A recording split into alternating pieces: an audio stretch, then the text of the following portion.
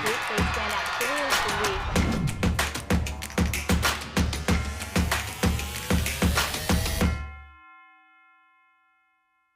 Panthers versus Tigers, a tale as old as time. And this next chapter for that tale will be taking place on Wilson Field tonight, facing the elements with a little bit of rain. But the Chapman Panthers will be taking on the Occidental Tigers. I'm Alejandro Flores, here with Nico Schwegler. Nico, how are you feeling for today's game? I'm doing fantastic, Alejandro. And as you mentioned, the rain coming down here at Wilson Field, it's going to be a great one between two premier teams who are battling it out this year in the SCIAC, trying to get back up to the mountaintop once more. And no better place to do it than here tonight on this beautiful Saturday evening. And you just mentioned that. Two teams in the SCIAC Conference. You have the Chapman Panthers who are hanging a little bit more at the top, Occidental hanging a little bit more at the bottom. So, Nico, what's the full analysis of these SCIAC standings and where the teams are all placed? I mean, when we take a look at the standings, Pomona, the cream of the crop this year once more, beating CMS this afternoon earlier today, 5-0 now on the season for the Sagehens. As you mentioned, the Panthers sitting in that third spot, 1-1 on the season so far. Cal Lutheran, Redlands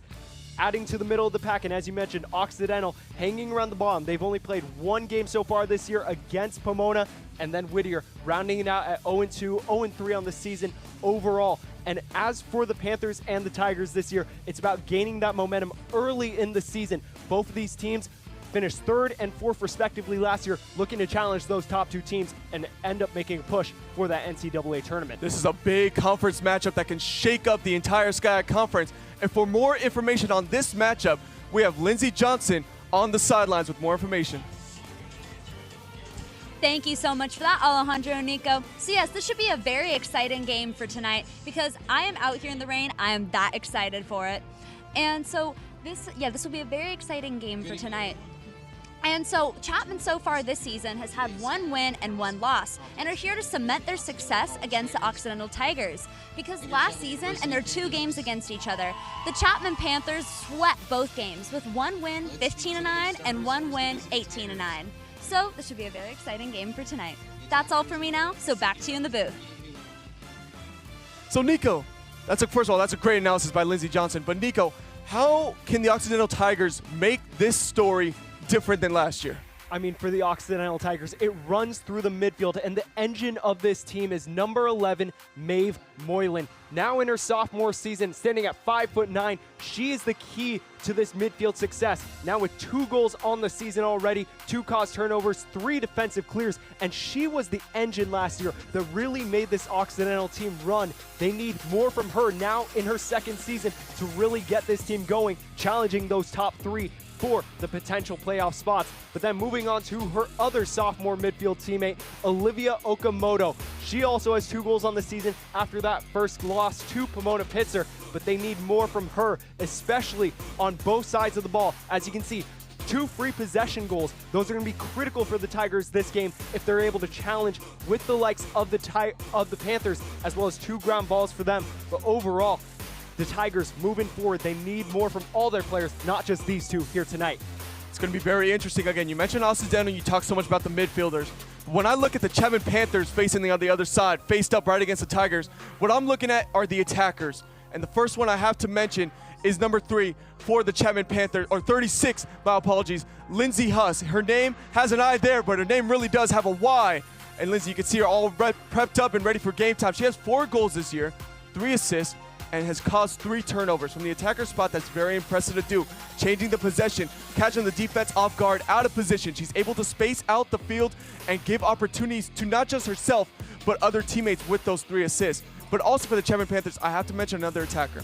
Someone else who can also space out this field, separate themselves from the group, Olivia Holmes.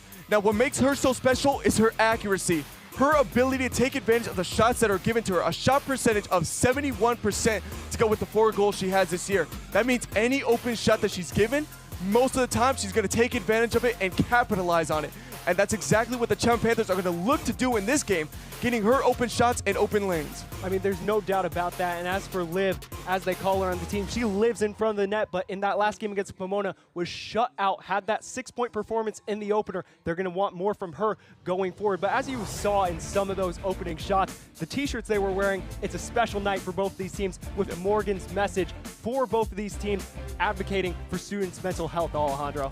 Yes, so the QR code is on screen for Morgan's message. It's a group and organization that brings awareness to students' mental health, and it's a big cause, and you'll see it throughout the entire game as players have ribbons on, necklaces on, and everything to support the cause.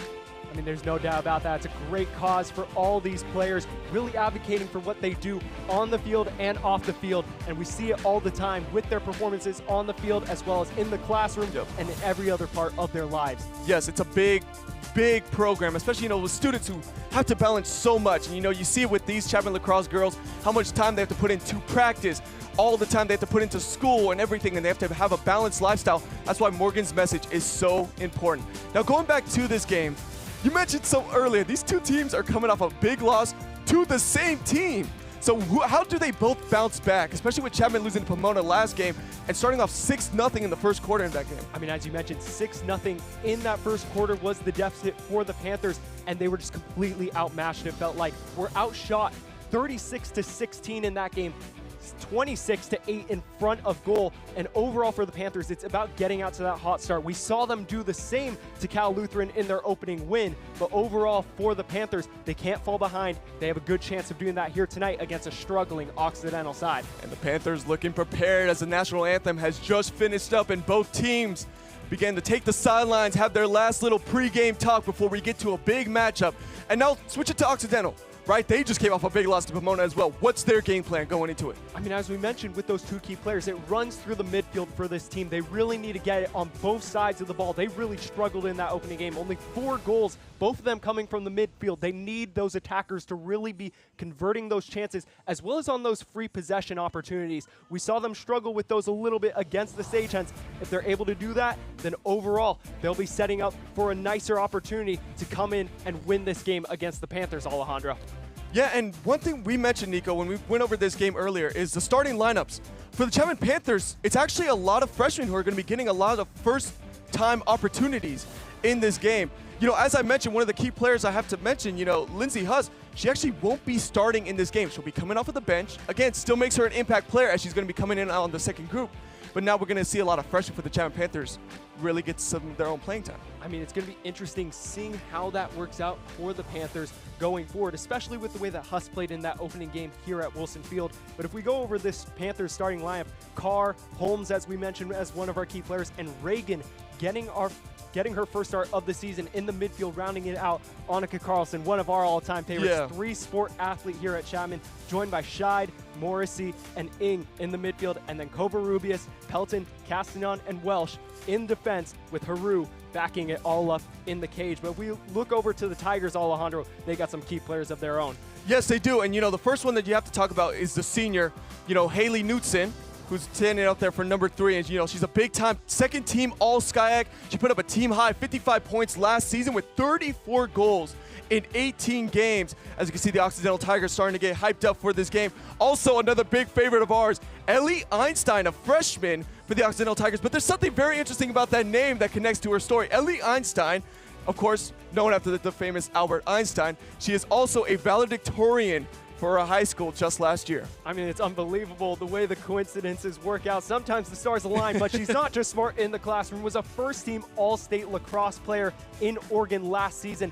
And then if we take a look at some of these other players, as we mentioned, Okamoto and Moylan, joined by Kwan and Skoglund in the midfield. And then if we keep on moving along, as you mentioned, Knutson, joined by Schweike and Cho up top, and Ackle, Mahoney, Einstein, and Kim in defense with Angelachi in the net. Sounds a little Mahomey there, don't it? Always coming in with the puns, Alejandro. As both sides are beginning to take the field, the Chapman Panthers will be defending. Lapeers will be done defending from the left side, Occidental from the right, and it looks like the rain as well. I'm going to be weatherman Dro out here for a little bit. The rain has seemed to stop. It's calmed down and just in time for game time as the Chapman Panthers and the Occidental Tigers get ready to face off in this match.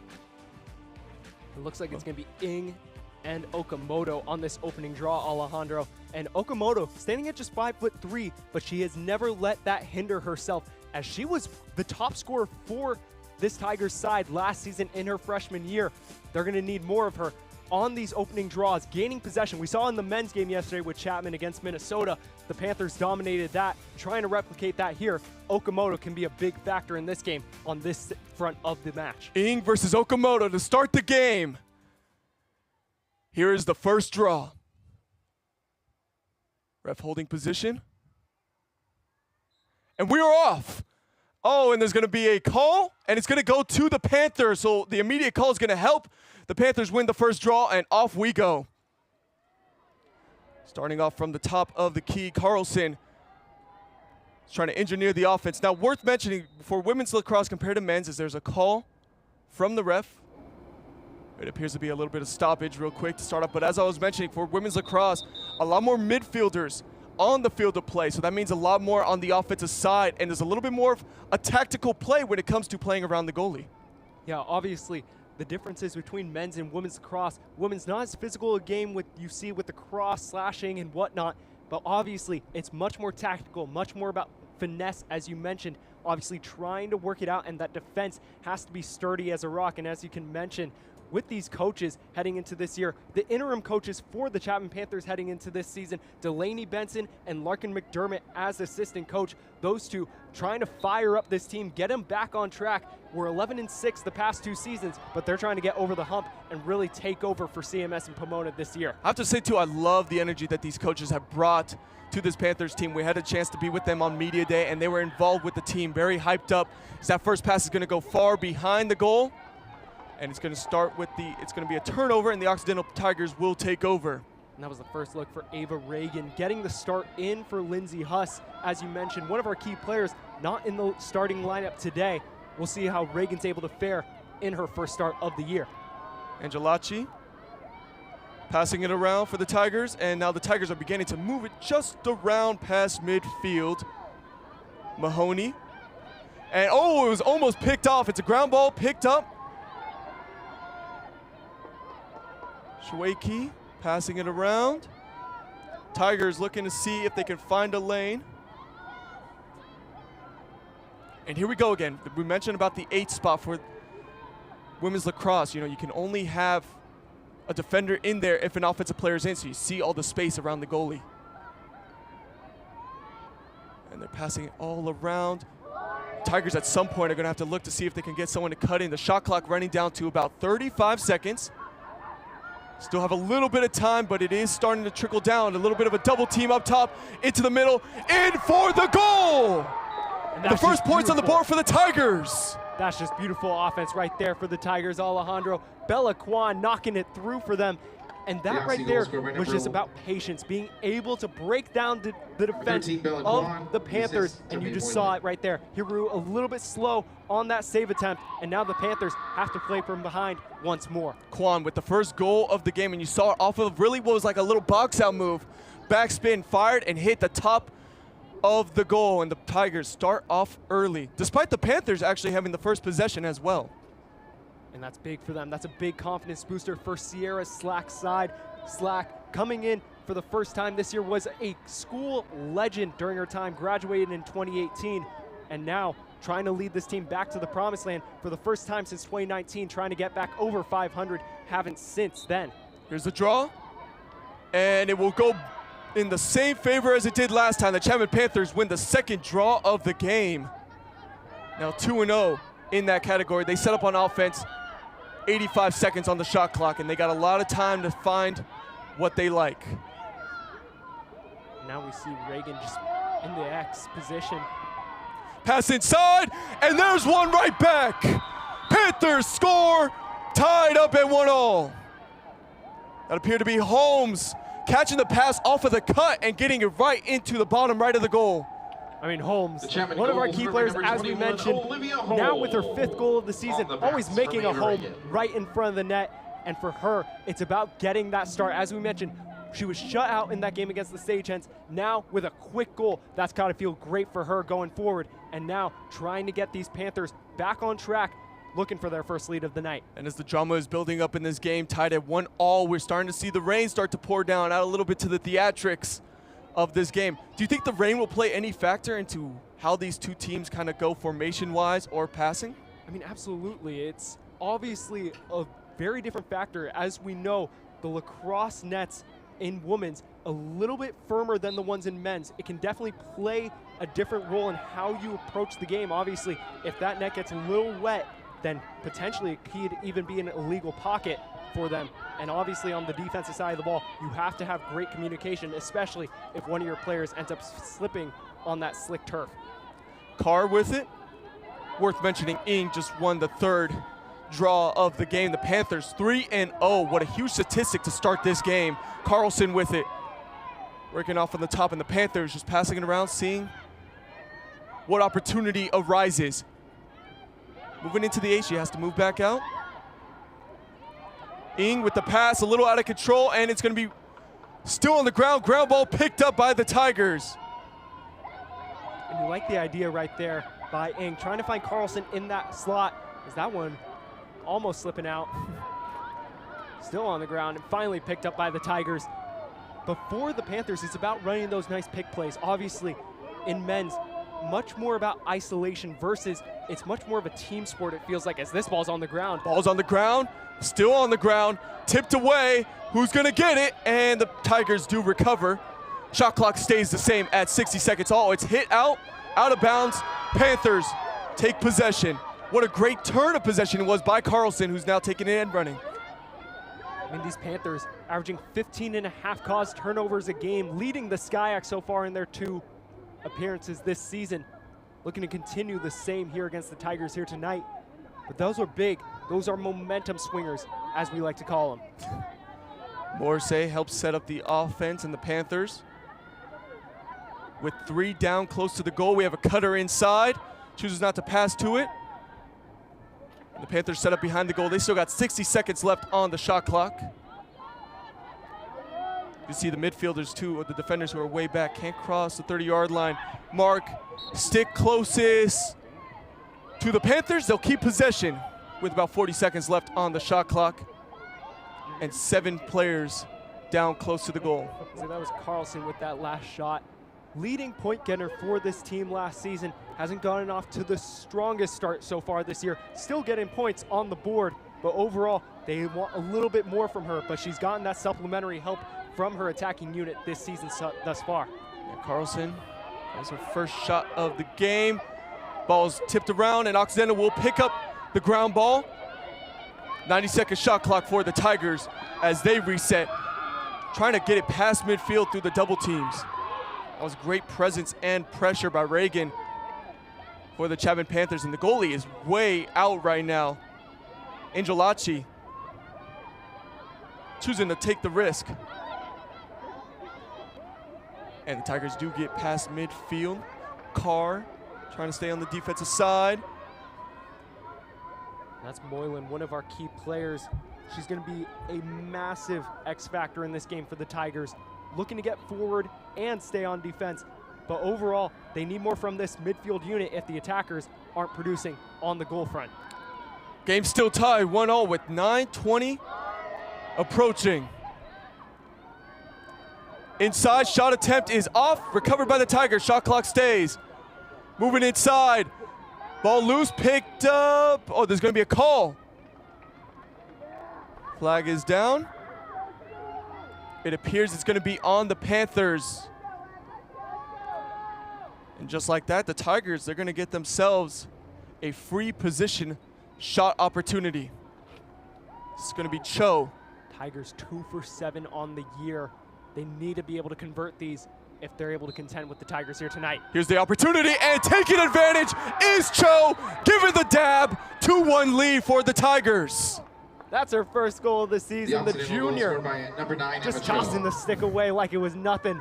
But what a way to open up your season on the goal front for her. And now the Tigers, they haven't been in this position very much. It hasn't been really a close game so far in either way for them in either of their first 2 games. Either they were up big against Cal Lutheran or got behind big very early to Pomona. Now in a little bit of a tight toss and turn game against these Tigers. And the Tigers coming out with some fire, especially after that big loss to Pomona last Saturday. And a big thing, too, was really how they were able to maintain that possession, picking up the ground balls. Occidental right now winning that ground ball battle 3-0 early in this game, while the Chapman Panthers still are winning in terms of the draws. Here we go with the fourth of the game. Ing has won the past 3. How will the fourth go? The ref is going to continue to hold. And let's see how this plays out.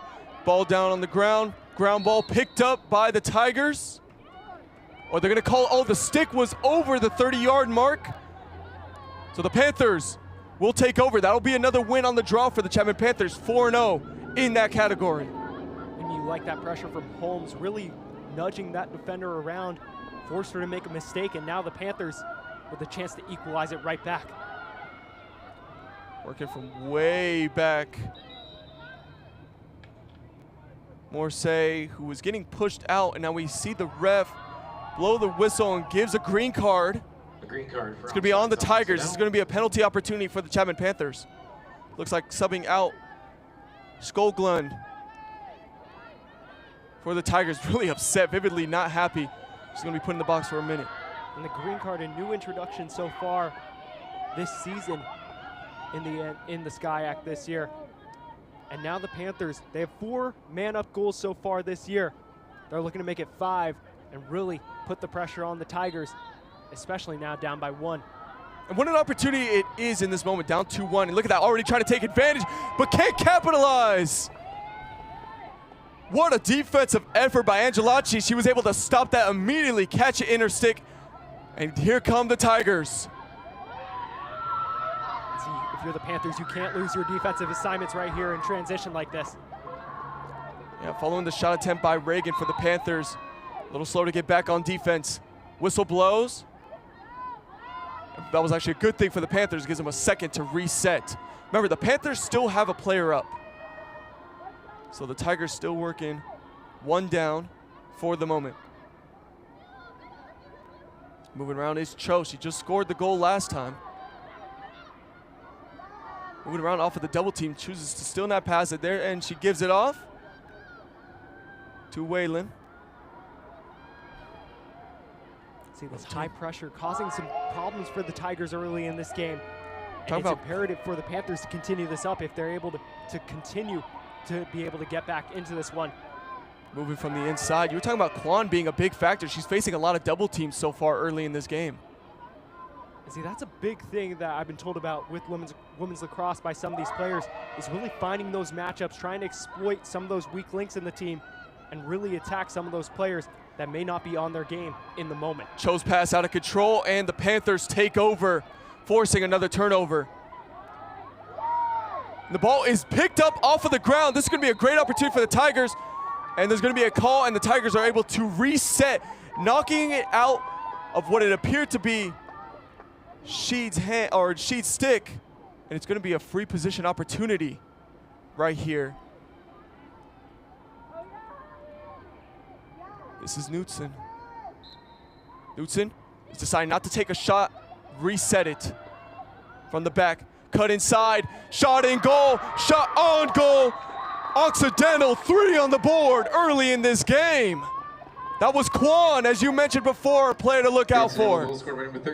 Bella Kwan, senior season, now with her 2nd goal of the game, 2nd goal of the season now for her 2022 and 2023 second team All-SCIAC midfielder. And for her, being able to get back on the board provides some help for Moylan and Okamoto going forward. Already, we're seeing this dynamic Occidental offense start to kick it off. And as for Anna Hiru in goal, got to be able to shrug it off just like that. It's still early in this game, but need a little bit more support from her offensive unit right now. And it appears Sheed and Ing are both subbing out for the Chapman Panthers. So we'll have someone new here on the draw. So we try to get a look on the number. But remember, the Panthers, they're 4-0 on the draws to this moment. That's the one thing that they can hang their hat on. But there we go. The Tigers take their first draw of the game, and moving down quick with it is Kwan. That was Escobar, who we mentioned before. Escobar, she's a 5-sport athlete out of high school. That's not something that you see too often, not to mention how successful she was in the game of lacrosse. I mean, 5 sports is incredible to be able to do that. Sure, you can't really do that much in college now with the scheduling, but still able to continue her main sport in lacrosse. Carlson forces the turnover and moves it down the field, able to get around the end. Carlson, though, is trapped. There's 3 on her. But she's able to get right past it. Carlson, once she reached past the 30 mark, able to get past the attackers. And the Panthers are set up in a good opportunity position with 70 on the shot clock. And see, that's one thing about Annika, being a 3-sport athlete, her other 2 being track and field and cross country, you're not going to be able to outrun her, and you're not going to be able to out-tire her. And so for the Panthers in that midfield, she's going to be imperative. Carr shot on goal to no avail, and the Tigers take over. It's going to be Kim, who helped set it up first for the Tigers. She was able to force the turnover. Angelacci, she was able to pass that away to Cho. And Cho's going to pass it back to Kim. Tigers being patient, slowly moving around. Again, the big goal for the Tigers is just to get it past that 30-yard mark. At that point, then the Panthers' 3 attackers have to sit back. And it looks like for a second the Tigers do it. She's going to move it back behind the 30, toss up, ball on the ground, picked up by the Panthers. Pelton's able to take it away, and Pelton moving past midfield. And see, those are the ones that you need to win if you are the Panthers, and for the Tigers for that matter. Those 50-50 balls out on the ground like this, as this one's just going to be out of the reach of everyone. Yeah, Escobar's pass out of control, and the Tigers will take advantage of it. But you need those ones. Those are the ones that really change the game for you, being able to get those extra possessions, because it's not a game like basketball where it's going to go back and forth just like that. Possession can change at any point, as we're going to get our first timeout of the game. And with the first timeout, the Occidental Tigers leading 3-1 with 4:53 left in the game. So I have to ask you, Nico, what can the Panthers do to wake up this offense? You know, they had a quick score following the Occidental's first goal of the game, but they have yet to find a score since. I mean, you'd like to see a bit more organized plays from them. Obviously, the rain may have had a factor on how these coaches approach the game tactically, but overall for them, we also haven't seen much of Lindsey Huss so far in this game. But for the Panthers, it's about getting those attackers like Holmes, as we see Kwan fitting that one in right past Hiru. Kwan with a great stat line so far. 2 goals, 2 points. Again, for lacrosse, points is a contribution of both goals and assists. That's kind of one of the most important offensive statistics, as it kind of counts both goals and assists. But Kwan with 2 of those off of 2 shots as well, so 100% shot percentage. But I mean, for Coach Benson with the Panthers, it's about really winning over this team. Still, she's done a great job of implementing this nice culture to the team. But overall, for a team that has championship aspirations, it's about really getting it through these players' heads on the type of mindset that they need to have in order to be able to compete with Pomona and CMS going forward. And so you need to be able to beat the teams that you know you can beat. Occidental is one of those teams in the SCIAC. But for them, they need to be able to take care of business. Overall, the Tigers have done their part on their side. Yeah, the Tigers have woken up early, and right now the Chapman Panthers, they just haven't had too much success in those first quarters in recent games. Hoping that this timeout can be a bit of an engineer to kind of structure their offense and turn things around. Remember, it's still early in the game. It's a 4-quarter game, and Occidental's only up 2 scores, which can go away very quickly, especially with the way the Chapman Panthers have been winning the draws. See, heading into this one, there wasn't much film on the Tigers. You didn't really get to see them at their best and at their worst. Obviously, you saw them a little bit at their worst, losing 17-4 against Pomona. Now they're playing at their best. It's up to the Tigers now to be able to respond with a strong effort here in these next 4:46 and really put the pressure back on the people in orange and black to really get this game going. Yeah, the Tigers playing like they have everything to lose right now. Backs against the wall, trying to find their first win of the season. Right now, they're off to their best start of the year. As both teams take the field and set up, we will get going. Moylan will be the first one to make the pass to Angelacci. We'll pass it over to Kim. Kim with a lot of room to work with, and Kim's pass, while it is a little out of control, it is still down, and what a great play that was by Carlson, able to knock that out, switch the possession for the Panthers. Carlson just so good at forcing those turnovers. We saw it time in and time out last season, and she continues to be an X factor in that midfield for the Panthers going forward. Escobar moving very well through the field right now. There's a call as well. It looks like it's going to be a green card on the Tigers. And it was, again, the stick movement there from Cho as she tried to knock it out. That's what the green card is going to be for, and she'll be in the box for a minute. You could essentially call it just timeout. Just put her in the corner real quick. I mean, it could be a penalty. You could also view it as a little bit of a rest for you as a player. Yeah, you can already see one of the players coming over, giving her some water. Again, too, Cho. So the Tigers are going to be a man down on the defensive side. See, obviously it changes the way that you play defensively, but even with the man down, it doesn't really matter if the Panthers aren't able to capitalize on some of these opportunities, which they've done an okay job of so far this year. But obviously 0 for 1 on the night so far on the man up. Escobar looking to take advantage. He passes it to Carlson, now working inside. Shot on goal is in for the goal. It slipped just right through the line, and the Panthers get their second goal of the game. It took a little bit of a shooter's roll, rolled right into the goal last second.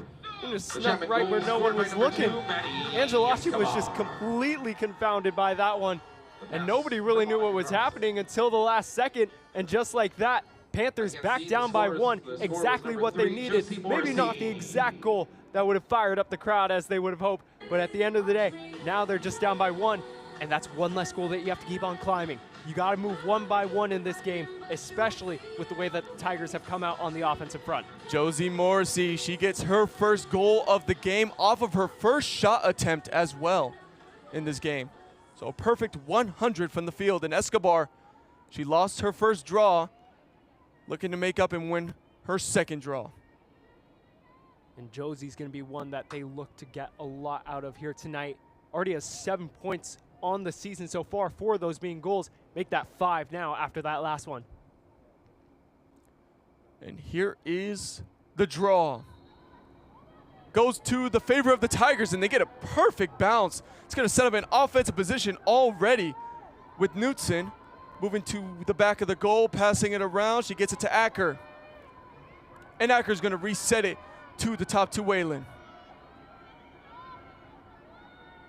Tigers moving it around well. Again, with the long shot clock, just take your time, try to find which open shot appeals to you the most. Inside, try to get a cut off, and it's not gonna, just gonna slip right through the stick. And it looks like a couple stick attempts is gonna, stick hurts is gonna blow the whistle, lets the Panthers regroup and set up. And see, that was a perfect play design right there for the Tigers. And if Okamoto was able to carom that one in, she would have had daylight right against Hiru. Ooh, it's gonna be a big time call against Welsh.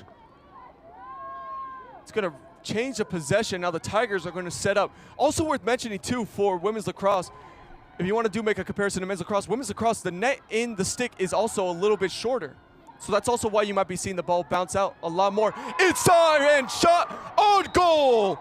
Tigers take the goal right back. Moylan. Her second, that's all. She's now her second point of the game. She had an assist earlier, and now she gets a goal herself. I mean, center stage like Bruno Mars for Moylan right there. And I mean, we talked about it. She's the star of this team, and you need your stars to make plays. And right there, just found her way into the middle and just right over that left shoulder, fires it past. And it's that 5'9" frame, being able to use that taller build to be able to get in between and get that stick up high where not a lot of the players can really make an impact. A 4-2 lead for the Tigers. 2 goals coming from Kwan. The other 2 coming from Moylan and Cho. And Cho's came off of a free position opportunity. Here we go with the draw. Panthers down by 2, 2:27 left in the first quarter. And Escobar back on this draw once more as well. She lost her first 2. Third time is going to be the charm. And off we go with Escobar taking it down the field. Escobar fighting past the double team. Sets up inside. It looks like Carlson. She had a moment. She was inside the 8. Chooses to back out. The Panthers reset knowing that in the end, they just want to come back one goal at a time. It sets up to Escobar at the top.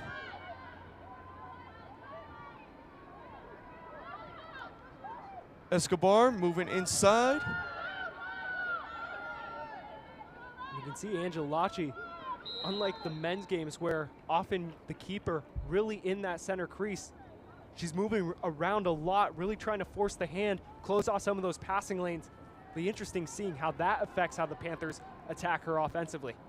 Holmes with the ball. Following the call, it's going to allow a free position opportunity. Holmes is going to set up on one of the hashes. She's going to set up on the far left hash, and here's a free position opportunity for the Chapman Panthers. Their first of the game. Holmes inside. Holmes takes advantage. Free position opportunity. Panthers take the free points. 4-3 the score. Perfect placement right there from Holmes. As you just see it, getting through the contact, and it's light work for her on her second goal of the game. I love how every celebration for women's lacrosse, as we also see the sideline celebrations for the women's team, I love how every single time they throw down the stick and do a little cool walk-off after scoring. I mean, it's always just about the vibes. You need vibes in your sport sometimes. And this women's lacrosse team, as you mentioned from that media day, maybe no better vibes of a team here at Chapman than this squad right now. Yeah, we have to say, when we did our media day, the Chapman Panthers women's lacrosse team probably could say had the record for the most team photo shots in a media day. And we just love to see that with the team. You know, every single player wanted a shot, not just with an entire group, but one-on-one. I want to take a picture with this teammate. I want to take a picture with that teammate. Just our one-on-one photo shoots. And you love to see that, how much team camaraderie this team has. Ing is back in on the draws, and Ing wins the draw. I mean, that's just a testament to the coaches so far this year. Carr moving inside quick, and it's going to be saved. Angelacci, good awareness. And Carr trying to do a quick possession, can't take advantage. I mean, that's a big one from Angelacci so far this season. She's really struggled. Heading into tonight, had a 15% save percentage against Pomona. Obviously, getting that up a little bit so far tonight. Yeah, she's obviously sitting doesn't at want to give up 50%. 17 goals here in this one.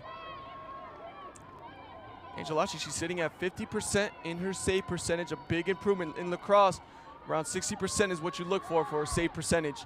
Moving down through the middle in a wide open lane for Kwan. Kwan taking it herself, Kwan, and a good save on the other end by Haru, and moving through now are the Panthers.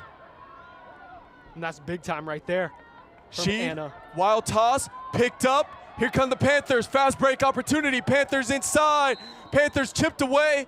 Call on the field, Panthers will maintain possession. It's gonna be Carr who's moving aggressively there. And we're just getting runway after runway for No some kidding. of these attackers right now. And they're taking advantage, obviously, for the Panthers, trying to come back in this game. But for that last save by Hiru was big time. Occidental had numbers going forward. But when you have a chance like that, it's going to be one-on-one. You have to expect that as a goalie. And right there, she stepped up to the plate. So Carr is gonna set up in a free position opportunity, this time from the 12, a little farther out. So we have to see how Carr plays this. It's unlikely that she'll take it a little bit more aggressive, use it as an opportunity to take a shot. But pass lane opportunities can open up from free positions. Carr with 7 points on the year so far, 5 goals. Looks like a Cole is also subbing in for the Tigers. She'll be setting up to guard that backside.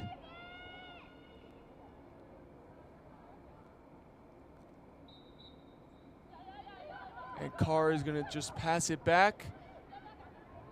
The Panthers will reset. They still have 27 seconds left on the game clock. Carr, she's had 2 shot attempts in this game to no avail, but she's gonna keep trying. Pass inside, having a back out past the double team. Ing working, Ing's pass. The shot is saved from the inside. Angelacci, she bobbled it for a quick second, but is able to save it there towards the end. And see, those are confidence boosters.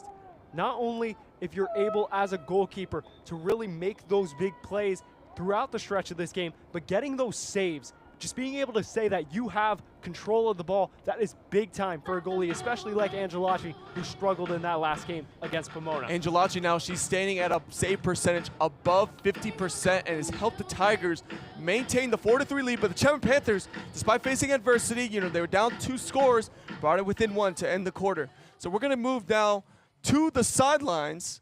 We're going to have Lindsey Johnson a little bit later to be able to give us a bit of an insight into that first quarter. But Nico, do you have any little bit more idea of what you could expect from the Chapman Panthers come on the offensive side? I mean, I like their response on the offensive side of the ball. Now down by 1, 4-3 the score right now after 1. But overall for the Panthers, it's got to be on the defensive side of the ball. Getting those ground balls, those 50-50 opportunities, you need those as a defense going forward. And here we go. We're going to go down to the sidelines to Lindsey Johnson, who has more information.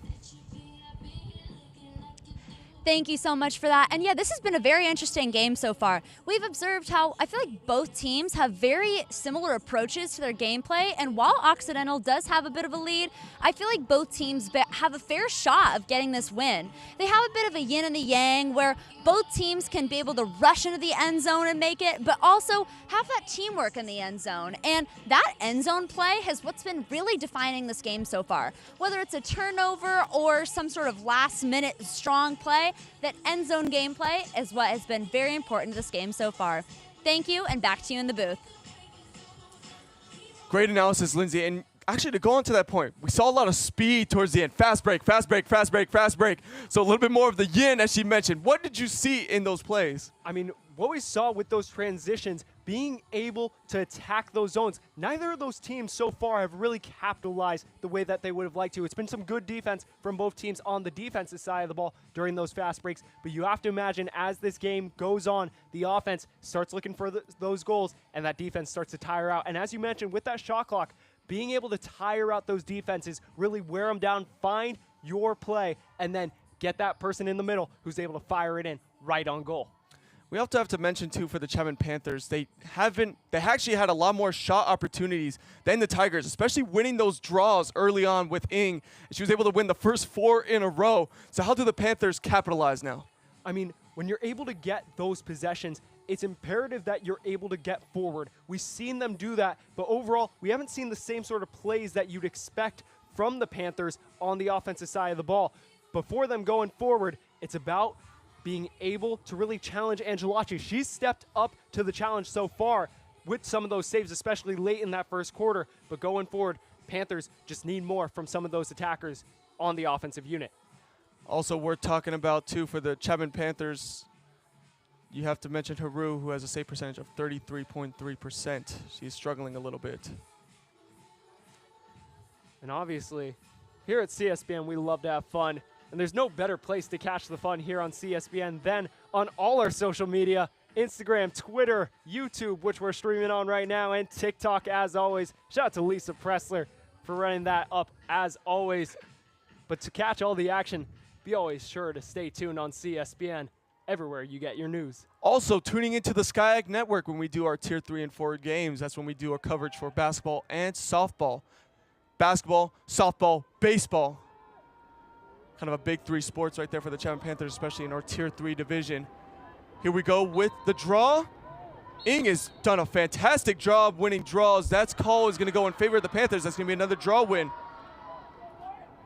I mean, Ng out of San Ramon, now in her senior season, the first time that she's really getting great starting play over her time at Chapman, but obviously making the most of it, especially on those draw plays. So the Chapmans have an opportunity to set up on offense and an opportunity to tie this game if they find a shot they like. Cut inside, ball still loose, picked up. Panthers maintain possession and reset. Sheed pass to the right, goes over to Holmes. Holmes, 2 goals for the Panthers so far in this game off of her 2 shot attempts. She's working from the backside and getting pressed. Shot clock running down to 40 seconds. Cut inside, and pass won't go to Ng instead. Panthers choose to hold, play conservative, Sheed with it, and losing it. are the Chapman Panthers. The Tigers now looking to reset and take off.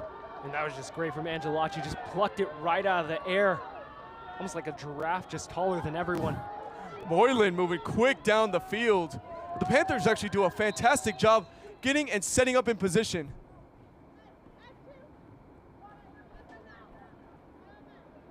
And the call is going to allow the Tigers to slow down the pace. And they'll set up at the top with Quan. Quan with 2 goals in the game off of 3 shots. And I mean, we haven't seen much of Okamoto and Moylan. Obviously, Moylan had that 1 goal. But it's been really the Quan show so far with those 2 goals, as you just mentioned. And as we continue to mention, it's the midfield that really makes this engine go for the Tigers throughout this game. As the Tigers lose possession, and the Panthers now with a great opportunity, she with a lot of room to work with, and she's going to get past the 30, so she's going to be able to set up. She had Morrissey in the middle right there with the defender trailing. She was able to look slightly ahead. Morrissey would have been one-on-one with Angelacci. Hones passes that to the back right side. Trying to find the edge. You can see a lot of Chapman players cutting in, but here we go. We see a bit of a bunch up of the 3 right in the middle. Cutting around now to the far right. That was Reagan. Couldn't really find any shot opportunity. Shot clock going down to 40. It's back to Reagan. And Reagan's now is going to cut all the way to the right. Reagan's getting pressed out. Reagan looking to pass. Can't find anything. And she gets a pass inside. And it's loose and picked up. Angelacci does it again. It's also a lot of ground balls that she's picked up as well as saves. She's been on it all night long so far. And it's about that aggressive mindset, especially as a goalie, being able to come out of your net when necessary. And it's that one, lucky for Einstein to not lose control of that. But smartly picks it up quick in time. Going back to Angelacci, just being able to use that aggressive play style to her advantage, causing Chapman some problems in the final zone. Quan is set up in the top middle, and they rotate around. Moylan's going to take that spot, and the pass is going around to the backside. Here we go. The Tigers have an opportunity to make it a 2-possession game. Finding no room. Pruitt, or Knutson, my apologies. Inside, cut, pass, score for the Tigers. And Quan, the hat trick early in the first half. Number 3 for 13. And she's just putting on a show right now, ladies and gentlemen.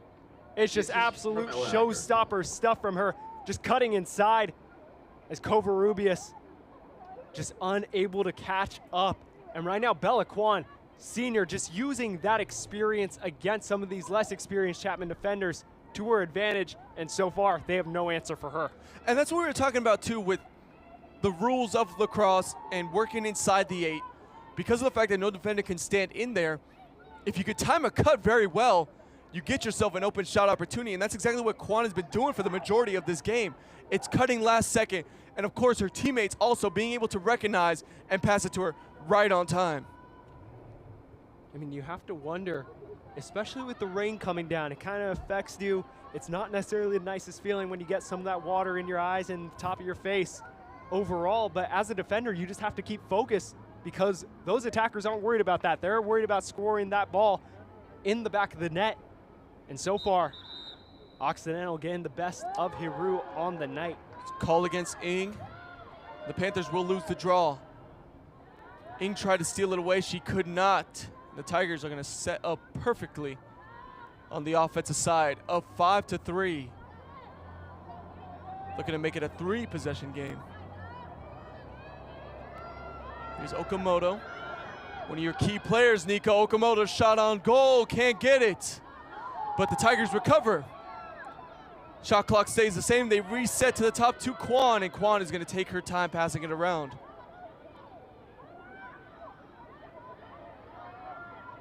Here's Cho. She has 1 score in this game. Pass inside. What a pass by Cho. What a shot by Whelan, and the Tigers take a 6-3 lead. Just a little duck under move by Ava Whelan. And that was just gorgeous right there. No defender being able to knock that one out, and she just had her way. Just beautiful right there from the sophomore out of Minnesota. And right now, Haru is having herself a rough start in the first half. She has a save percentage right now of 25%. How can the Chapman Panthers look to help her out and try to turn that around? Well, I mean, a big thing for the Panthers is they don't have a backup goalkeeper on this team. And so for Haru, it's about keeping that mindset strong, not worrying about the fact that you've allowed 6 goals, but also, as you mentioned, these Panthers really need to give her some support, allow themselves to get in that defensive unit, that defensive block that really is able to keep these Tigers out, because right now, Occidental really having their way inside the 8. It's going to be Escobar here on the draw. She's won 1, lost 2. What can she do here?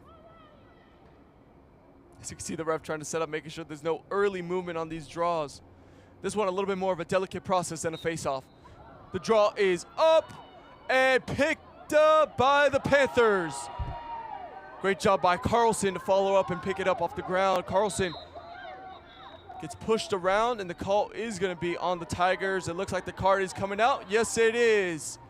And Whelan, very surprised by the call, is going to have to step out. I think that might be the 3rd goal scorer we've seen tonight for Occidental that's been in the penalty box so far.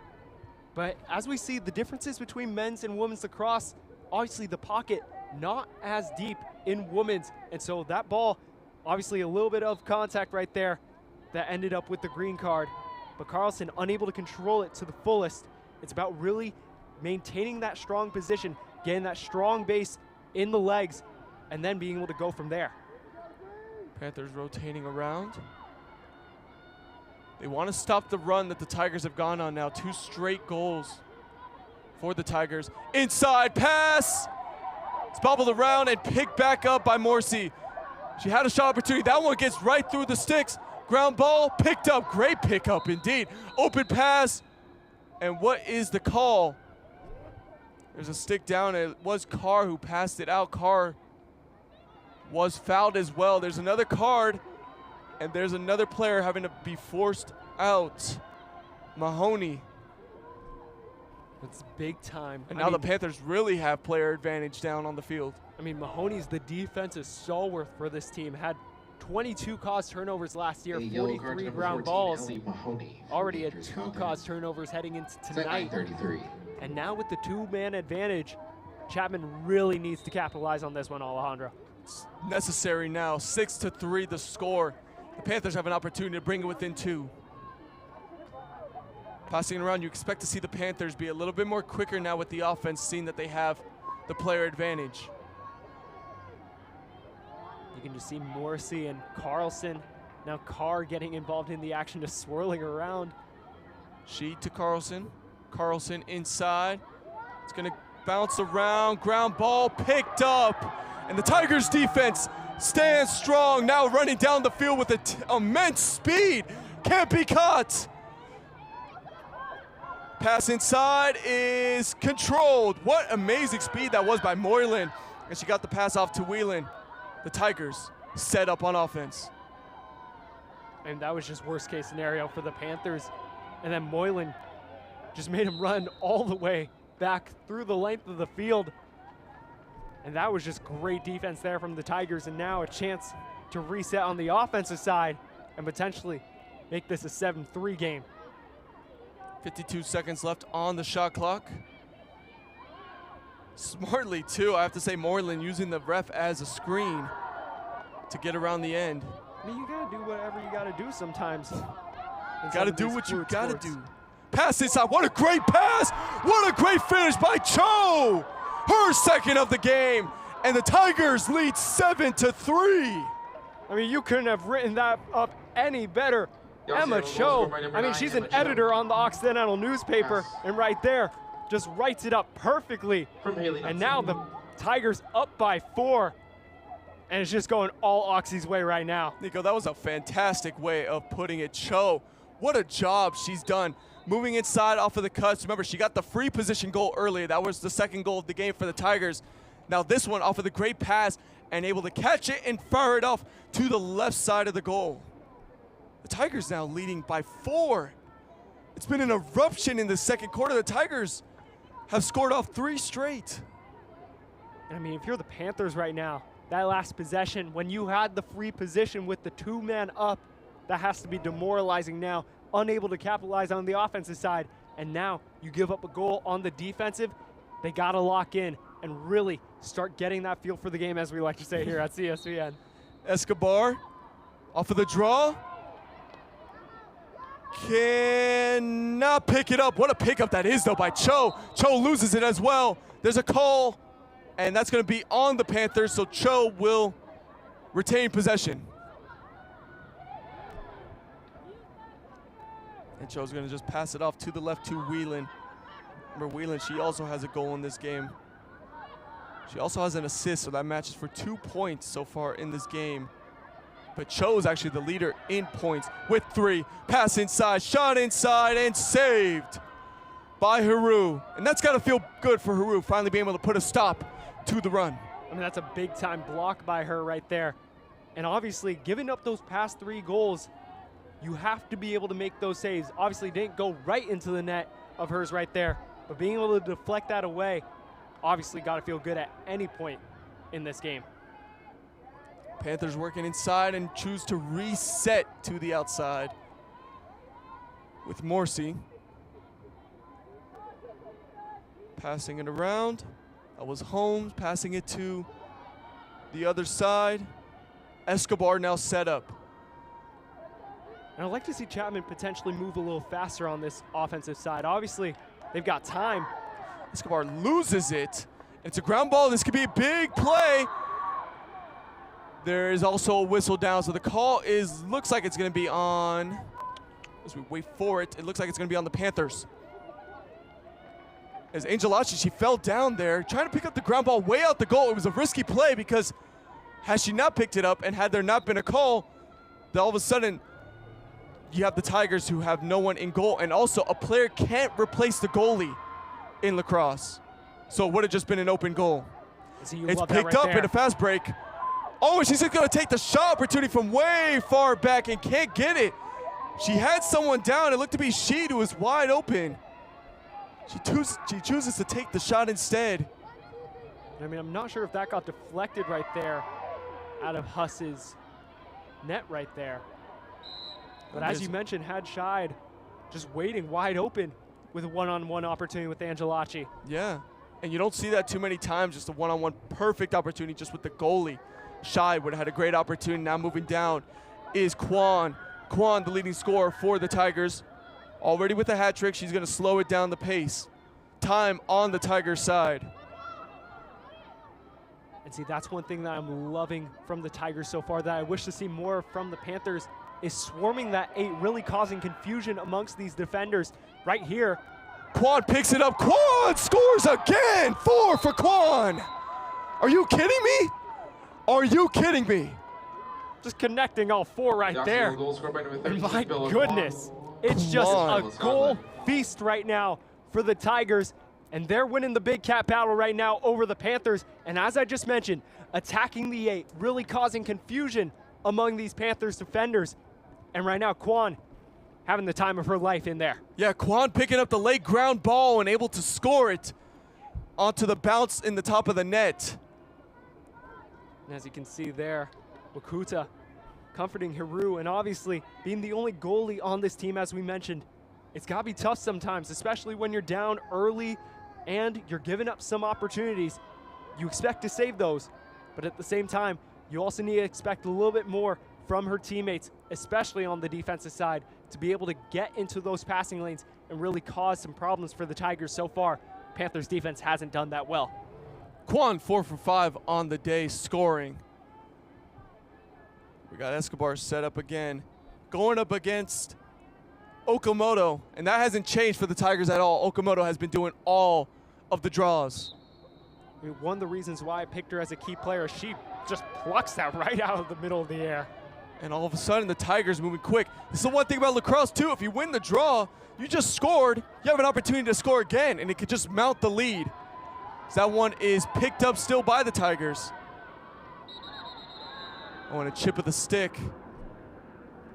That swing down is not allowed, and there's going to be a call on the Panthers.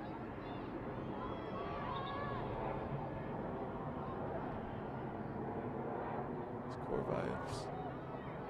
And the Tigers will set up and go. Moving over Skoglund. Okamoto from the top. Okamoto moves inside. Doesn't like what she sees. She sees a double team, and Okamoto still on the ground, picked up by the Tigers. Tigers winning the ground ball battle still. Moving over to Quan. Quan with 4 on the day. Already a huge factor. About half of the Tigers' goal. The Tigers have 8. Okamoto. She's looking for her first. She passes it around to Cho. Cho, she's got 2. Cho pass inside. Shot is deflected. There's a call as well. And it looks like that's going to be on the Panthers. So setting up for a free position opportunity. Acker. She sets up on the hash, and where she's placed, it's not hard to imagine that she's going to try to take a shot on goal here. 4-3 the score. Acker's shot off of the post and picked up by the Panthers. And then also bobbled around. Still on the ground, picked up by the Panthers now and secured. Fortunate there for the Panthers. On that last play, Pelton, it just looked like she got her arms out slightly too extended for the referee's liking, leading to that free possession shot. But now, after the missed opportunity, Chapman trying to cut the lead down to half and make this a 4-possession game. Morrissey passing it back behind the goal, in front, shot on goal, and there we go. The Panthers break the ice. The 4th scorer of the game for the Chapman Panthers, bringing it within 4.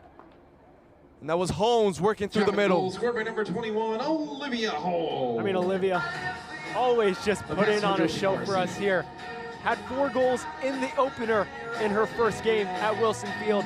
Now has her 3rd goal of this one, and it's going to be up to her, it feels like, on the offensive side to really get this Chapman offense rolling. She may only be a freshman, but there's a reason why we picked her as one of our key players here tonight, and she's showing why and showing out. I was about to say, Olivia Holmes making us look good with our picks right now for our key players. Olivia Holmes with 3 goals on 3 shot attempts.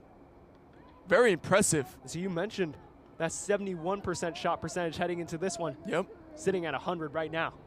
She takes advantage of the shots she is given. Ing is back in for the draw, and Ing has had much success with the draw. That's the one thing that the Panthers can take away so far from the first half.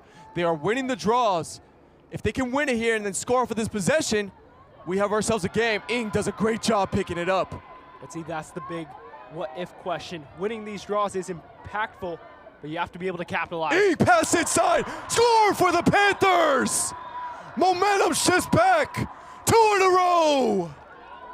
Blink of the eye, just Chapman like that. goal scored by number And the 3, Panthers' Josie morale skyrockets Morrissey. right back up, and that's how I feel great. Josie Morrissey once more, and that's her 6th goal of the season, 2nd of the night, and just like that, Panthers right back in it. What a job working inside. That also has to be a lot of credit to Ing.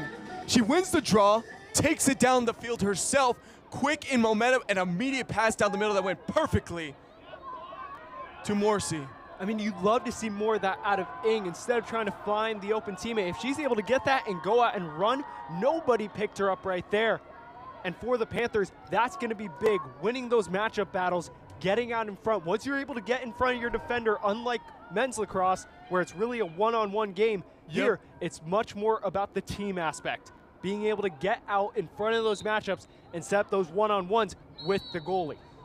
Call is on the Tigers, and just like that, here we go. Panthers, 3rd possession in a row.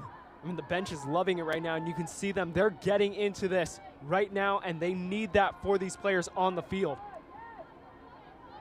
Chapman Panthers working inside. Momentum has shifted so quickly. 2 quick scores Just like that, the Panthers are within 3. Pass inside is grabbed. What an impressive grab that was by Morrissey, actually. That was a very tough pass. Morrissey grabs it again inside, working through double teams and triple teams. Inside, shot way too high, but the Panthers are the closest to it. Looks like that's also going to be a call, though, on the Panthers off of the stick. And that will force Yellow card issued to number a 26. sub out. Ava Reagan So it's for penalty dangerous on the fault Panthers at 2:26. by Reagan. Reagan will have to sit in the box. Looks like Kim just took a brunt of the damage after that last play. Not exactly sure what happened. Well, remember, we know in women's lacrosse, you can't cover the lane of what the shot is, but also if a player is standing in front, you're not allowed to just take a shot.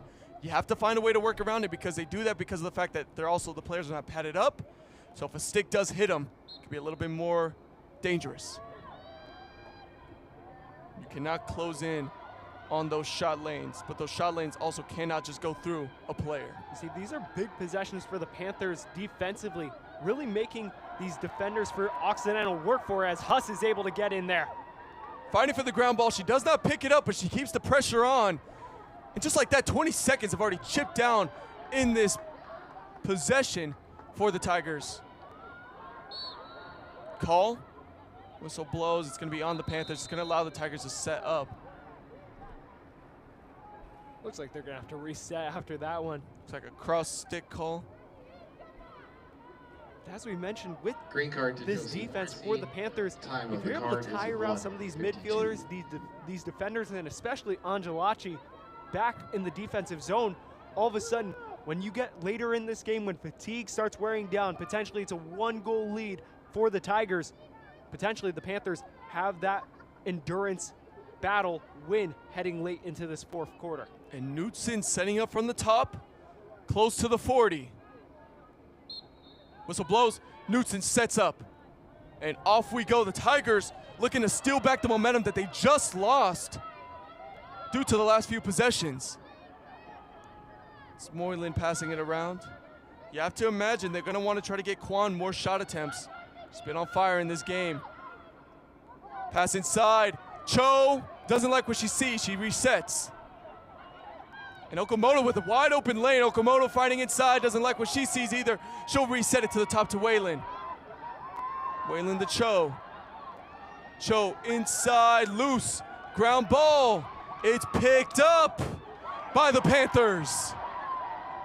I mean, that's just picture perfect defense from the Panthers in that one. Oh, and the pass, remember, you just noticed there, you might see why Guerrera could not grab that. She's not allowed to pass the 30, so she had to wait for the ground ball to get to her, and that was not working in her advantage. And that's just a tough one there from the Panthers. It was great defense all around, and now the shot clock resets. And if the Tigers want, they can wind this down all the way. But that's exactly the type of defense that you expect out of this Panthers side going forward. Tigers with good ball movement right now. Okamoto working inside. Okamoto, she hasn't taken a shot attempt this game. She loses it though, and the Panthers will pick it up. Shot clock is irrelevant. 30 seconds on the game clock, and it's picked up. It's still in the possession of the Panthers, working down the field. What a pass, what a catch.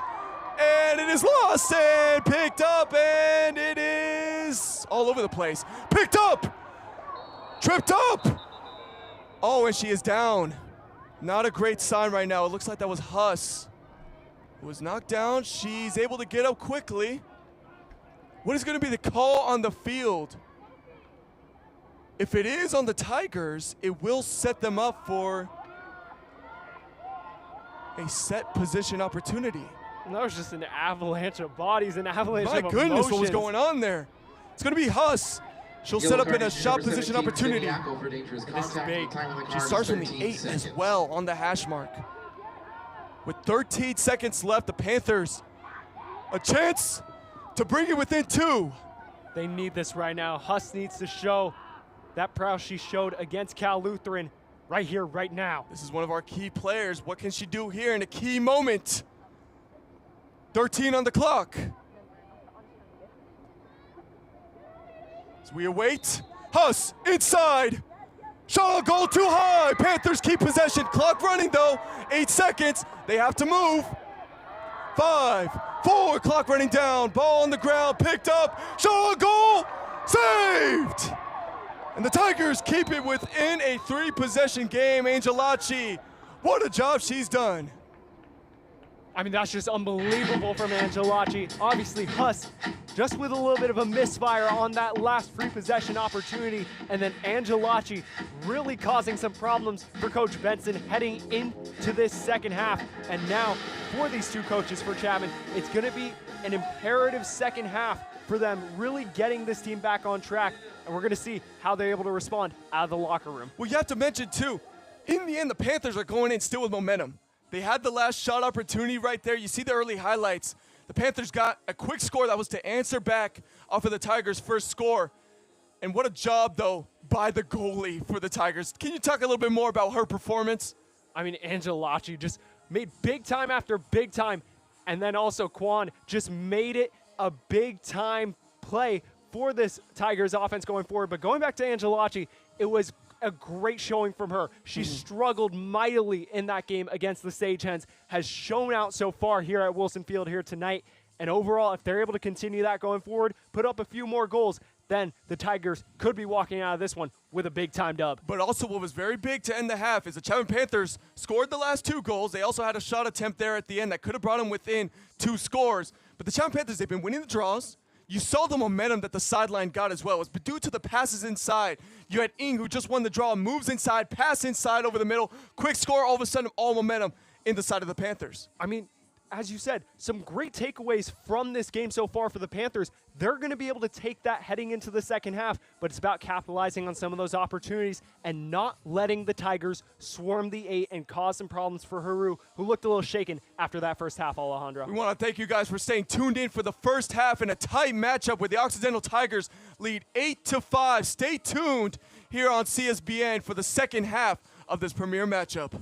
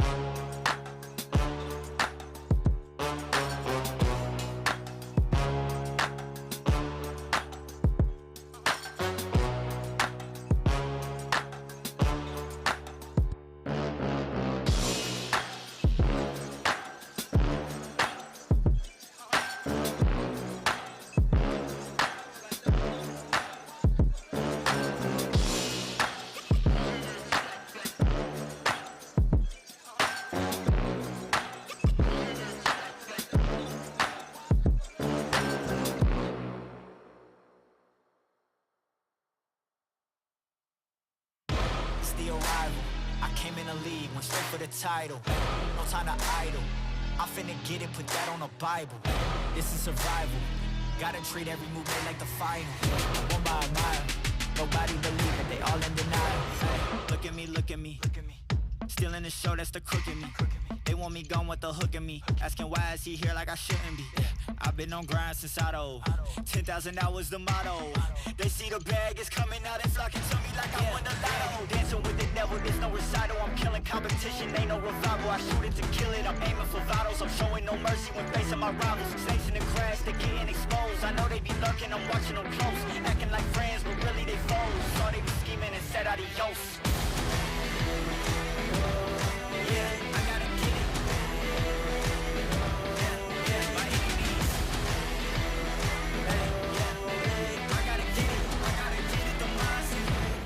Get it, don't mindset.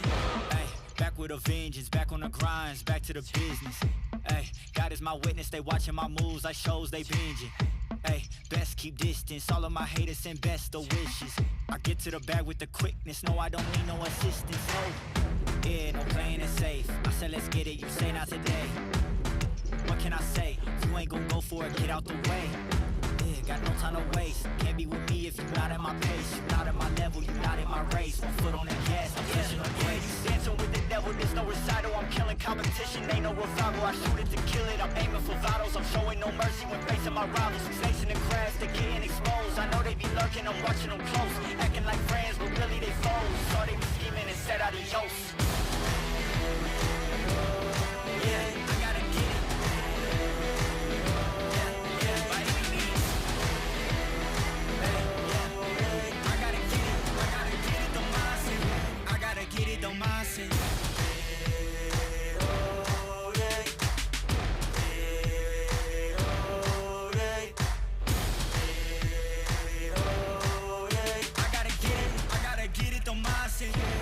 Get it, don't mindset. You are in the middle of a game. Adrenaline coursing through your body. And you are calling the shots.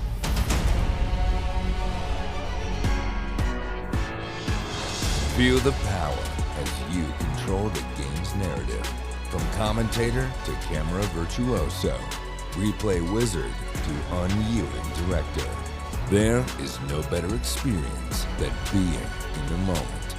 Challenge your limits and embrace the electrifying rush that comes with the crowd's roar.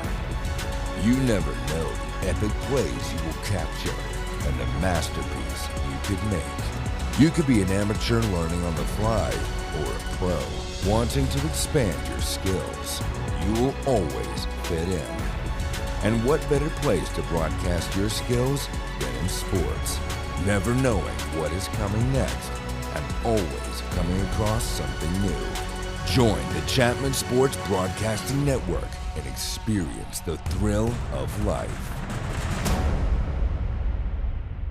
Welcome back to the second half of the Chapman Panthers going up against the Occidental Tigers in the Morgan's Message game. Remember, as I mentioned before, this game is known as the Morgan's Message game, which is basically a program which is trying to bring awareness to student athletes' mental health, especially when they're dealing with so much on their plate, you know, sports, school, and everything. And this is a great program to help support that. And again, you see it throughout the game with the players, what they're wearing, from the ribbons to their necklaces to everything. I mean, it's a great foundation for all these players. And as we know, student athletes, as you mentioned, have so much on their plates. And overall, it's just an amazing resource to be able to showcase what these athletes can do. You can go search more on the QR code that we have up on screen right now. It's a great way to be able to help support these players, really get their message across, and really be able to support them along their journey here in school and out on the field, the court, or wherever it may be. Now, let's move back to the game where the Occidental Tigers lead 8-5. And this is not a position that the Tigers are used to. Remember, they're leading for the first time in a game, right? I mean, they were down 17-4 in their last game against Pomona. And as you mentioned, yeah, just like the game for the Panthers against Pomona, neither of these teams led against the Sagehens. Now for the Panthers, they're down 8-5. And as we saw, that defense, it's about getting that shifting correct. Obviously, we saw the Tigers take advantage of those middle positions right in front of the net. They were able to find those cutters moving in and out, But on the offensive side for the Panthers, it's about getting off to a hot start. They really struggled in that second quarter, particularly to get in front of goal and challenge Angelacci, who is having a hell of a game right now. Yes. But overall, for the Panthers, if they're able to get out to a quick start, really put some pressure on the Tigers to answer back, then the Panthers have a good shot at potentially making this a completely different story. Angelacci, who struggled last game versus Pomona, she's having a saves percentage right now of 54%, including a big save that she got to end the half, which allowed the Tigers to still have their 3-possession lead. And this is what you're talking about. Starting off quick, it's going to start with these draws, and Ing has done a fantastic job winning these draws early in the game. You saw even one of her, Olivia Ning's, one of her early draws that she won, she was able to take down the field and get an assist that led to a big Panther score. So here we go to start the second half of play. 30 minutes left to go. And this one's going to go into the favor of the Tigers. Actually, Carr, that was the one who was going to be doing the first time she ever did a draw. An interesting move out of the locker room by Coach Benson. As you mentioned, Carr being the one to do that draw. But for the Panthers, this is a massive, massive defensive possession. We saw some great defense from them in the final 2 minutes of that second quarter.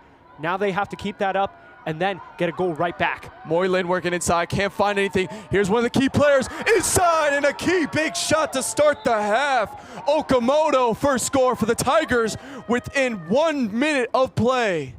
That's her third of the season right there. And we saw her last season. She was the goal threat of all goal threats for this Tigers team last year. Had 35 last season. 11 of those were free possession goals, this time in open play, and she makes this a completely different ball game. Exactly what Coach Slack would have wanted right out of the half. Now Coach Benson has to continue to change those tactics ever more. Now all of a sudden the Tigers steal right back the momentum that the Panthers had. You know, the Panthers scored the last 2 goals of that first half, and it looked like the Panthers were probably going to come out in the second half on fire, feeling themselves ready to engage. And the Tigers take all the momentum away with an early score, now of 4 scores, 9-5. We want to remind you guys to also check out this game on our social media page. This game is going to be playing on the Sky Network, our YouTube page. We also keep updated with everything CSBN on Instagram. Here's the draw, picked up by the Panthers. Carlson, another great pickup off of a draw. And now you got to be smart here if you're the Panthers. These midfielders in particular, as well as the players working from the X, now with Holmes, has been by far the best player for the Panthers on the offensive side of the ball with that hat trick in the first half. They're going to need to rely on her and Morrissey, who has a brace of her own, to be able to get back into this game and challenge Angelacci. Carlson, inside, pass a little out of control. It's going to be recovered by the Panthers, working to the top to Morrissey. Carlson, she's only had 1 shot attempt so far in this game. You'd like to see her get going. I mean, it's kind of uncharacteristic of Annika. Obviously was so good both at facilitating the offense and putting the ball in the back of the net last year. Uh-oh, inside, score for the Panthers, right back at it. Here they come, Reagan with a great shot. And that's big time for Reagan. Her first goal of the season. Got the start in this one over Huss, one of our key players. We wanted to see more out of Huss, especially as a spark player off the bench, but Reagan coming in and gets her first goal of the season. Could this potentially be the turnaround that the Panthers need heading into this second half? Well, definitely cuts off the momentum that Oxy needed. You can see the music. It's really actually starting to pump up the Panthers team from the bench. Got a lot of players dancing, excited. And the momentum has completely shifted back. Ing on the face-off. She'll be going against Moylan. I mean, they a need 9-6 game. They need to have that dance party vibe to be able to get back into this game. They need to keep their heads up. Obviously, it's an uphill battle, still down by 3. But if you're able to keep those vibes, keep them uplifting, all it takes is 1, 2 goals maybe. And then just like that, Occidental is now having the pressure turned on them. And it's picked up by, oh, it was going to be picked up by Annika. Annika Oh, she puts herself a little bit through some adversity, but she picks it up anyways. Annika off of the draw. Sometimes great players just like to toy around at times. Give themselves a little bit of a challenge. Looks good on film. There's a pass to Morsi. Morsi working through the top to Sheed. Inside. She loses it. She'll reset it. There was an open opportunity, yep, and she passes it inside. Oh, backhander! Hello! Reagan with her second score in a row, and the Panthers within 2 for the first time since the first quarter. She just went backdoor right there, folks. My goodness, and now Occidental has to have a team meeting on the defensive side, figuring out what just happened as Ava Reagan back-to-back just like that, and all of a sudden, the vibes here for the Panthers, oh my goodness, as you can see, another level. The Panthers bench is loving it right now. Dance Till You're Dead, it seems to be their theme song after every single goal, and they love it down on the field. And we just talked about Occidental. They get the first goal of the third quarter. Looks like they steal the momentum right back. Panthers strike back 2 extremely quick goals. It's 7-9. And off we go with the draw. Ing has won the last 2. She's been fantastic tonight too on the draws.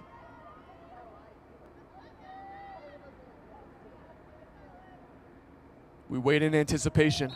The draw is picked up by, is this going to be Carlson for a third time? No, it will not. It's still down. It's still around. And it's out of bounds. And that's going to be possession to the Panthers off of the loose ball. So it won't count as a ground ball pickup, but a great job by the Panthers to win the possession. I mean, I'm not sure if you've been keeping track, Alejandro, but the team that has gotten possession of these ground balls, as Angelacci just took that one right to the cage. Ooh. Stood in front of the goal and stood tall. She's able to get another save. Glad to see that she's okay, because they're going to need her, especially with the way that the Panthers have come out firing after that opening goal by the Tigers. Tigers moving down the sidelines quick. Kim working around the edge. She just wants to get past the 30, loses the attackers. Kim cuts inside. They're going to say foot stepped out of bounds. Panthers retain possession. It's a 7-9 game, and they have a chance to bring it within 1. Well, the ball is loose, and it's picked up by Pelton. That one's out of control. It's loose. See, I love that from Wakuta. Recognized that that ball was not in her net and ultimately just rolled it back to herself out of harm's way. Could have been a troublesome play for the Panthers. But ultimately, now with the chance to cut the lead down to 1, Alejandro. Wakuta, that's going to be a big play that's going to be recognized, especially if this possession turns into a score. Carlson, she does not recover. It's actually recovered by Holmes. Holmes, the leading scorer with 3 goals. Carlson didn't like the passing lane inside. Carlson is double teamed. She had Holmes on the left for a split second. It closes up, and Ing has the ball at the top. Ing pushing close to the 12. Ing moving inside, close to the 8. Inside, shot on goal. Oh, another turnaround for the Panthers. We are within 1 score. Ada Carr, ka-chow, just like that. Ka-chow. And striking like Lightning McQueen right there. My goodness. And we have a completely different story right now. Panthers were down by 3 heading into the half. Now down by 1, Alejandro. You have to love the way they responded, especially after that first goal by Okamoto. It looked like it started to slip away. We talked about heading into this second half, how they would be able to respond. Obviously gave up that first goal, but ever since, it's been nothing but Chaptown. And Angelacci, we were talking so much about how good her save percentage was, right? Just so close to 60. All of a sudden, she's sitting at a 46 save percentage. The Chapman Panthers rally off 3 scores straight. The score is now 9-8, and Chapman has come alive in this second half. It's 10 minutes still in the third quarter, and the Panthers are within 1. And see, what you have to love is that they're having fun. That's exactly what you want out of this team, and we're always having fun, as I like to always say, on our socials here at CSBN. Catch us on Instagram, Twitter, YouTube, wherever you may want to catch us. We got all the action here on CSBN, always covering the latest of your favorite Chapman sports teams. And as always, we continue to push out the content. We'd love to get some more followers on all our pages, so be sure to check that out. But right now, all eyes on this women's lacrosse team trying to mount a comeback for the ages early in this season. Yeah, what a comeback it is, and how quickly it's happened. But that's exactly what we talk about with lacrosse. You score, you get your possession right back, you have an opportunity to score again, and this is why lacrosse is very much a game of runs. Score, score, score, and you can have it going the other way as well. So that's exactly what the Panthers do have to avoid as well with the Tigers. They can very quickly, easily win the draw, and all of a sudden, you know, they go down the field and they can score. I mean, it may not be as back and forth as a sport like basketball, but just like basketball, these runs, that momentum switch, obviously plays a massive role. Obviously, in something like football, you're obviously turning it back over to the other side. It may be many minutes until your offense sees the field once more to be able to get that momentum back. In a sport like lacrosse, especially women's lacrosse, with those free possession opportunities, you can switch a game on its head in the blink of an eye. This is going to be the first time that we see Kwan. Oh, she's going to get subbed out. Right on cue, of course. Okamoto will take over. I mean, Okamoto's been the lucky charm for them in that circle so far. Escobar battling for draw control. When we talk about Escobar being a five-sport athlete, as this is picked up by Carlson, Escobar, she's a two-time USA Lacrosse All-American. She's had 3-time All-League honors, and she's been a league MVP back in her high school at Woodside. I mean, just because we're D3 doesn't mean that we don't got some ballers here. Yeah, my goodness, the freshman with some great statistics, especially for a five-sport athlete. To be playing so many different sports, but to be so good in so many as well. Inside is Escobar. Escobar to Carlson. Carlson's first shot attempt has tied this game. 9 apiece. Oh my goodness. Oh my goodness. The Panthers, just like that. And we have a tied game, folks. It is unbelievable the way they've been able to find these little creases. And now Angelacci getting her off her game. She had big time save after big time save in that first half. Now the Panthers starting to find those seams in the defense. They're not trying to force it too much with these individual runs like you see in men's lacrosse. Now they're really using those passing lanes to their advantage. And now the Tigers, all the pressure on them as the Panthers are having their party. Carlson sitting at 2 points. She has 1 assist and now the 1 goal. And we are tied at 9-all. And it's still 9:54 left in the game. Escobar. This time she faces Kwan, and Escobar will win the draw as Carlson is hit right in the face. Crowd getting into it here. And Carlson's helmet was knocked off the stick right there, and that's going to have to force Moylan into the box.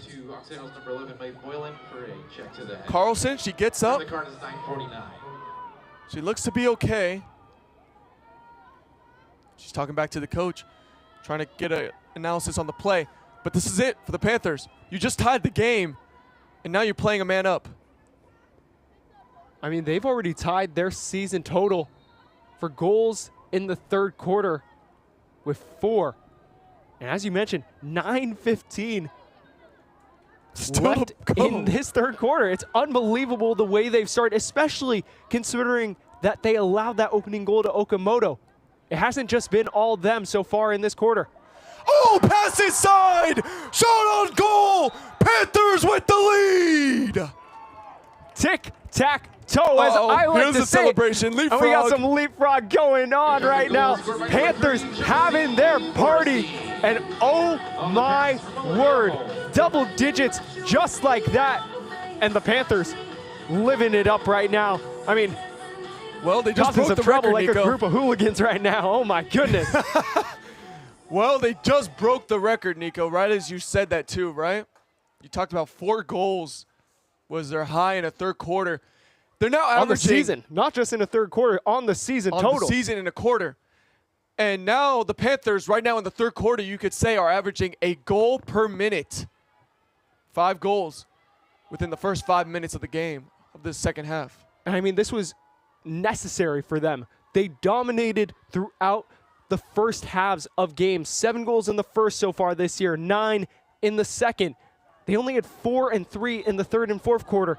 If they can keep this going throughout the stretches, Annika once more continues to pluck things out of thin air. You know, we talk so much about the draws being won by the players who actually are involved with it, but we have to give credit to the players who are around it, the midfielders, the attackers who play from both sides. Carlson, she's picked up so many of the ground balls off the draws. That one's going to be a change of possession. And this is actually going to be the first time the Tigers have had possession since the last 3 times that the Panthers have scored. I mean, they got numbers going forward, and now the Panthers have to retreat. Yeah, Acker moving very quick down the field. She's going to pass and reset up the top to Cho. And Cho's going to get it over to Kwan. Kwan, she was the leading scorer for the Tigers. She had 4 goals.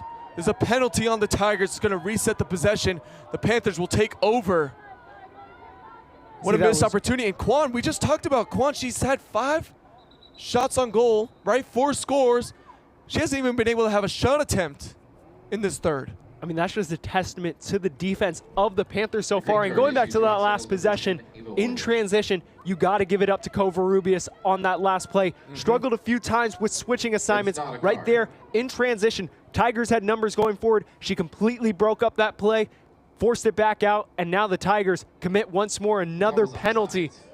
And this Panthers bench in particular going crazy right now down on the sidelines. And you know, you also mentioned about Haru, right? Her save percentage has stayed the same. There just hasn't been shot attempts against her now. The Panthers defense has been swarming, but more importantly, they've been winning the time of possession in this second half. That's big time right there by Angelacci as Carr. Big save. Tried going high right there. Potentially could have went lower and tried faking it out.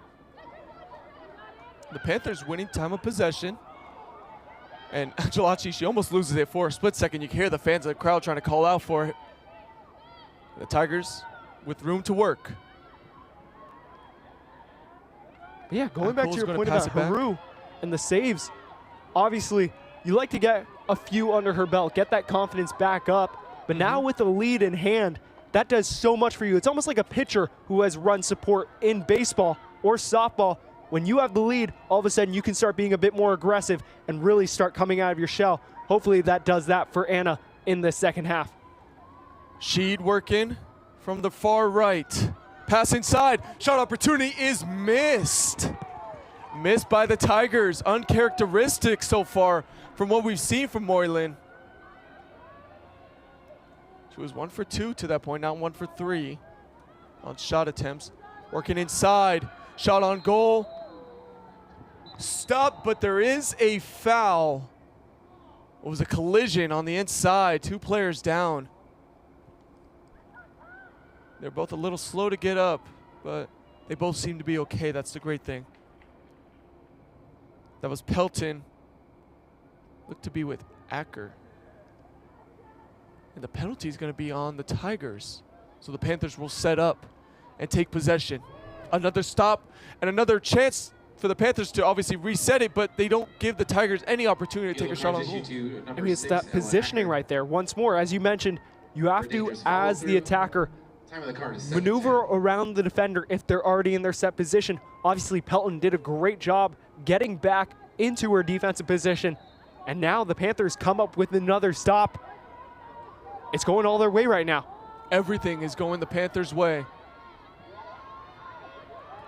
Escobar moving ahead. She crosses the 30, and the Panthers now with the opportunity to set up on offense. Whistle blows. Looks like that's going to be another card, green card on the Tigers. Green card for offsides. That's an offsides call, and just like that, Moylan subbing out Panthers with 1 player ahead now. There are quite a few players. It looks like either 2 or 3 in the box right now for the Tigers. And we had a situation similar to this in the first half. Yeah, Where Tigers are down only 5 on their side. I mean, the Panthers had an opportunity with multiple men down in the first half, were unable to capitalize, and then the Tigers came back and scored. Yep. Now the Panthers with all the momentum going forward. And a 5-on-7 opportunity. And these are rare. You need to take advantage of this, especially with the way that they've shattered around. Again, you might see the Panthers be a little extra aggressive with the fact that they do have players down, and the Panthers take advantage. Another score. Morrissey, her 4th of the game. She has turned it up in the 3rd. Unbelievable from Josie right there. Her 6th point of the game. As you mentioned, 4th goal. And now she's riding high. 10th in points per game in the SCIAC so far this season. That's only going to continue to climb the way that she's playing so far. And now, double uno for the Panthers.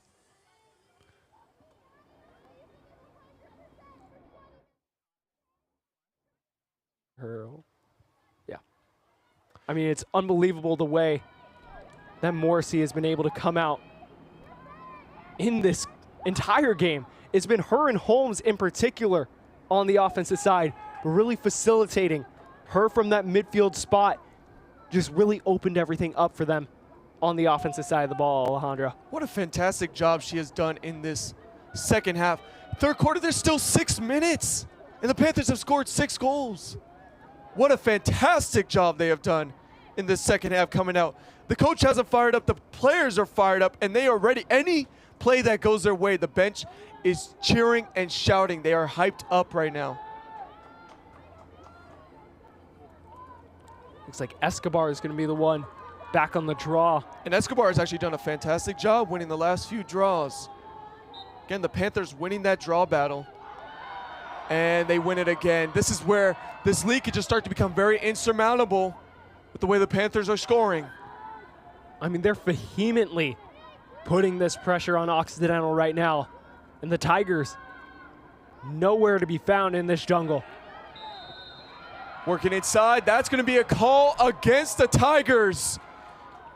And that's, look at this, a free position opportunity working from that far right hash on the 8.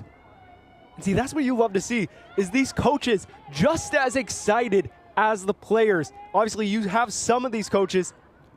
Carr shot is off. It's picked up. My apologies. That was not Carr. That was Greta. And that's a shot on goal, and that's a score for the Panthers. The lead continues to grow, 12-9. That is the 3rd score for Reagan. Unbelievable there from Reagan. Just took a kid's candy right out of midair as that one tried get flipping back to Angelacci. And I mean, the bench was loving it.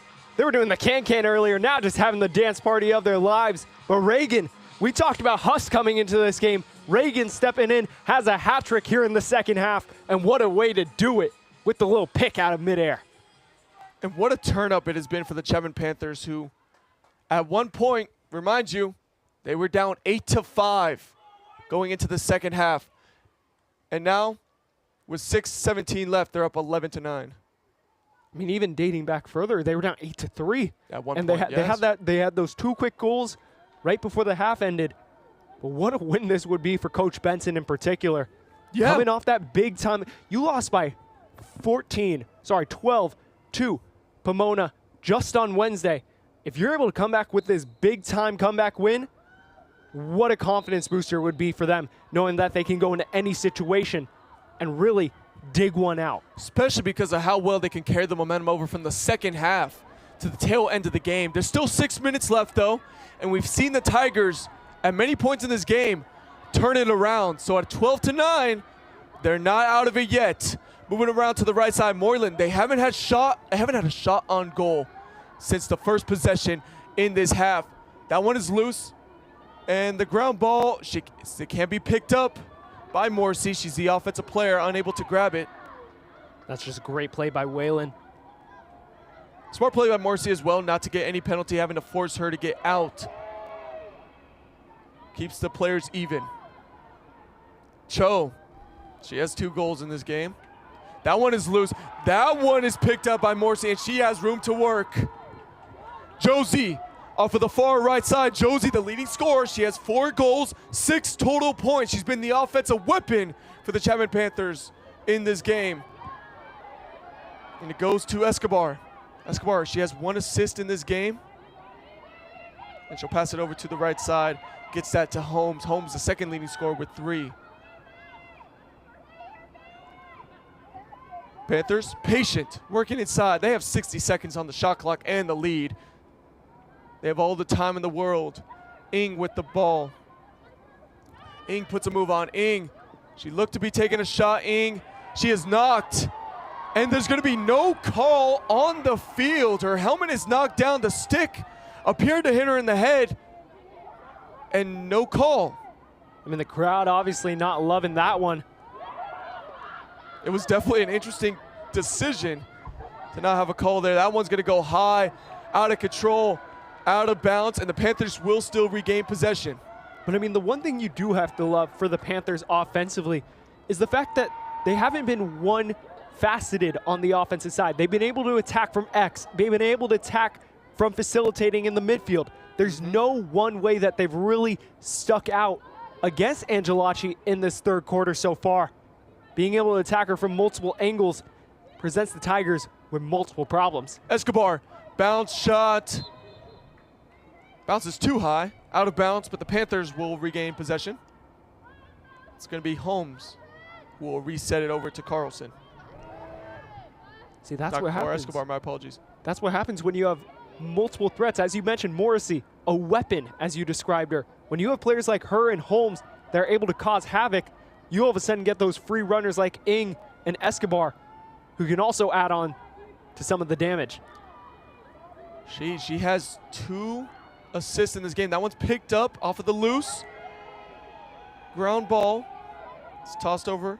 Reagan, she has 3 scores in this game now as well. She's turned up with 2 in a row.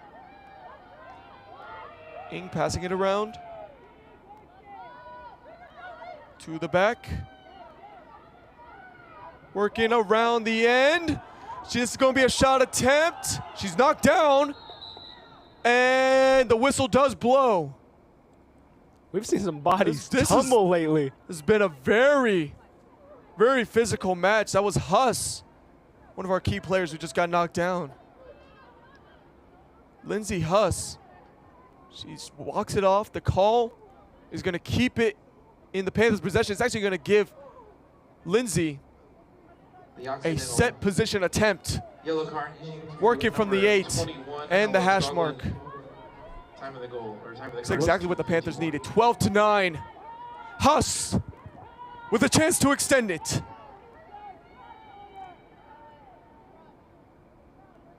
As the refs wait in anticipation. Hand down, Huss, shot. She's knocked down again.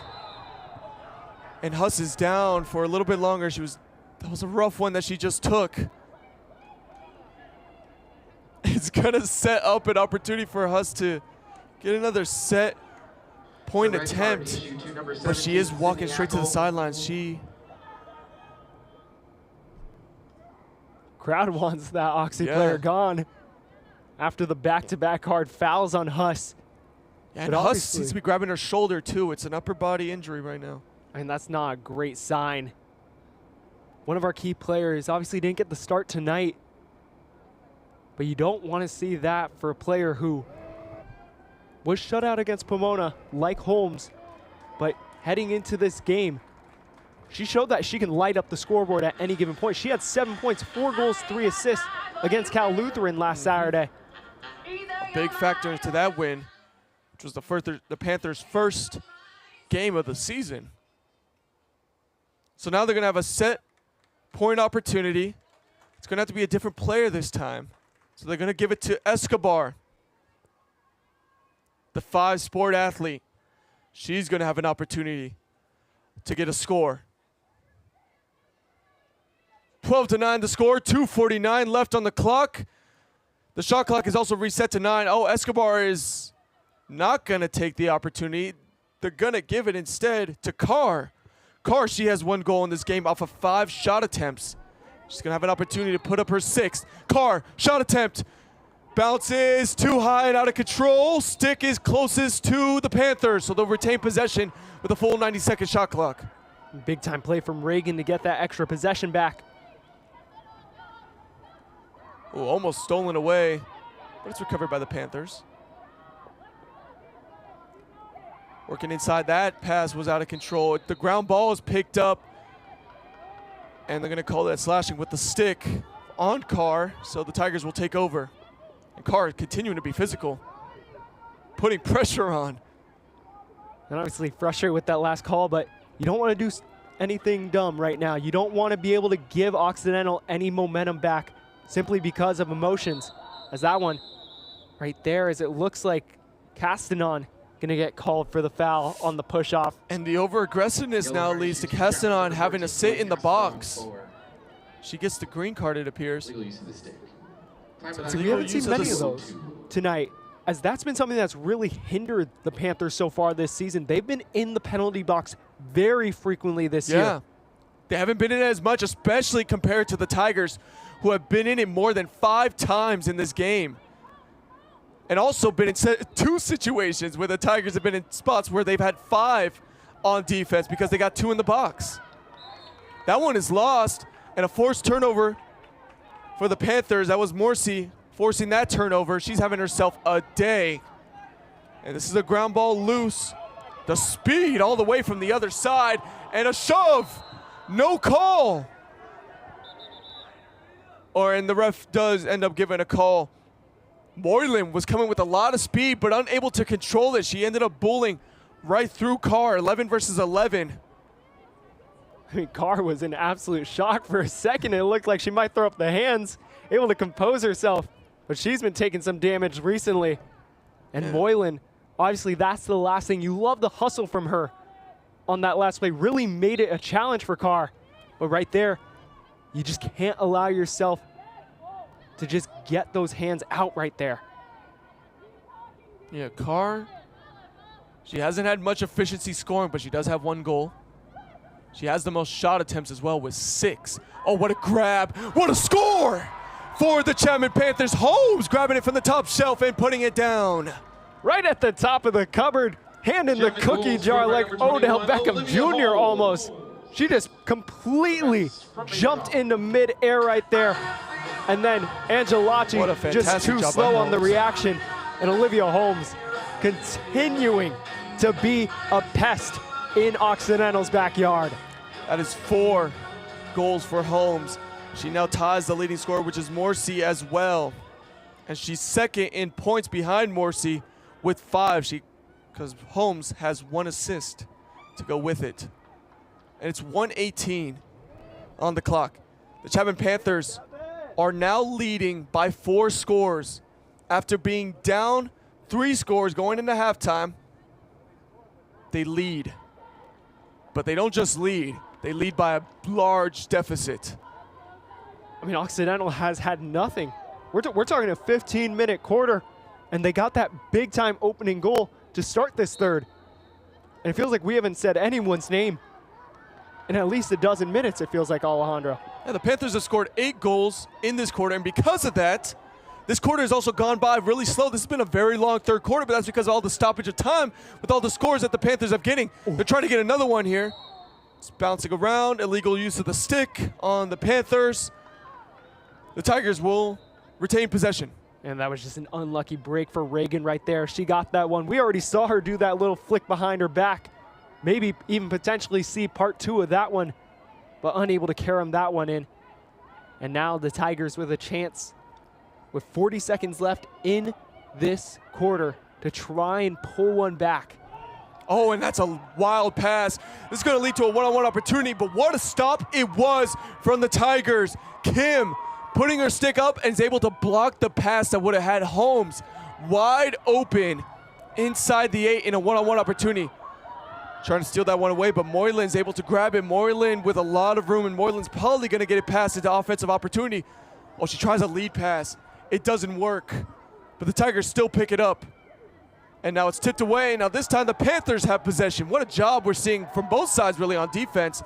That's a toss way down the field with time running out, and the Chapman Panthers end the third quarter, leading 13-9. It was a total runs of 8 scores for the Chapman Panthers. What a fantastic job to end the third. I mean, on that last play, you would have liked to see Moylan potentially fire that one slightly earlier. She had 3 Tigers players all running at the same pace as the last defender for the Panthers. And she had Knutson right down that right wing. If she would have found her instead of going to the middle, we could potentially be seeing a completely different story with the Tigers in double digits. But what a turnaround by the Panthers in that third quarter, Alejandro. As you mentioned, 8 goals coming out of the half, and it's got to feel great for them heading into this fourth quarter, knowing that they have that extra cushion. Absolutely absurd. And we have Lindsey Johnson down on the sidelines. A little bit more insight on that third quarter. Thank you so much for that. And this has been an incredible third quarter for these Panthers so far.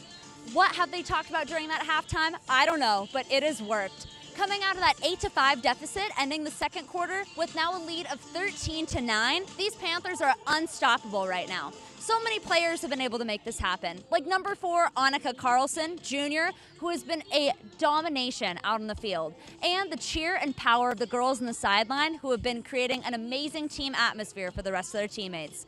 Thank you. That's all for now. Back to you in the booth. Hey, you have to wonder what they said at halftime. Maybe they took a sip out of Michael's secret stuff, if you know from the Space Jam movie. But my goodness, what a turnaround it was. It was. We're seeing a completely different team out here, especially offensively. And as I mentioned before, Haru, ever since that first score from Occidental in to start the third quarter, right, and it looked like Occidental was taking momentum right back, Haru hasn't had a shot attempted against her in that entire third quarter. It was unbelievable. It was a complete domination of time of possession, of control of the ball, and 8 scores, unheard of.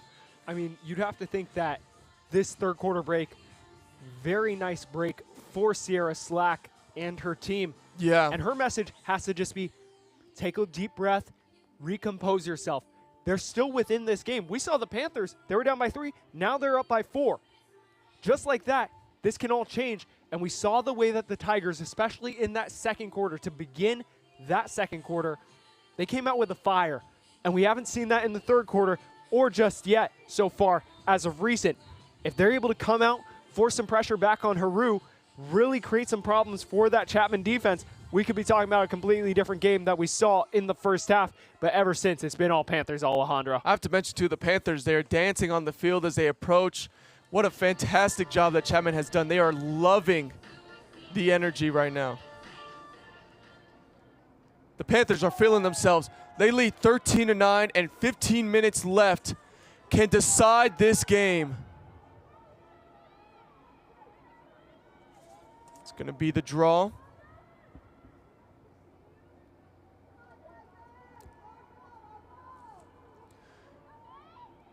"15 minutes to decide a winner. Chapman leading 13-9. And we're going to reset real quick. The ref is adjusting the sticks on the draw. And we are waiting the official word. The ref is moving over to the tent as well. Possibly wanting to fix something up with the scorecard. And then we run back out. So a bit of deja vu. Here we go again. To start the fourth quarter, Panthers leading 13-9. And 15 minutes to decide a winner. Chapman with the lead. Sets up the sticks. Hand is up.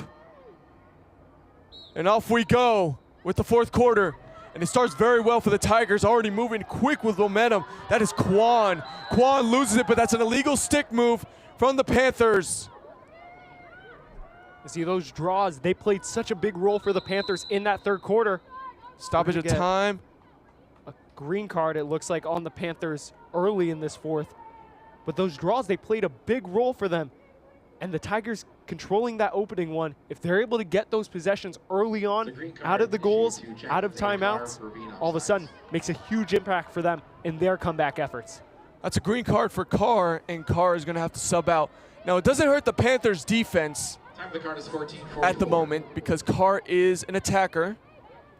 But if the Panthers do retain possession, they will be a man down on offense.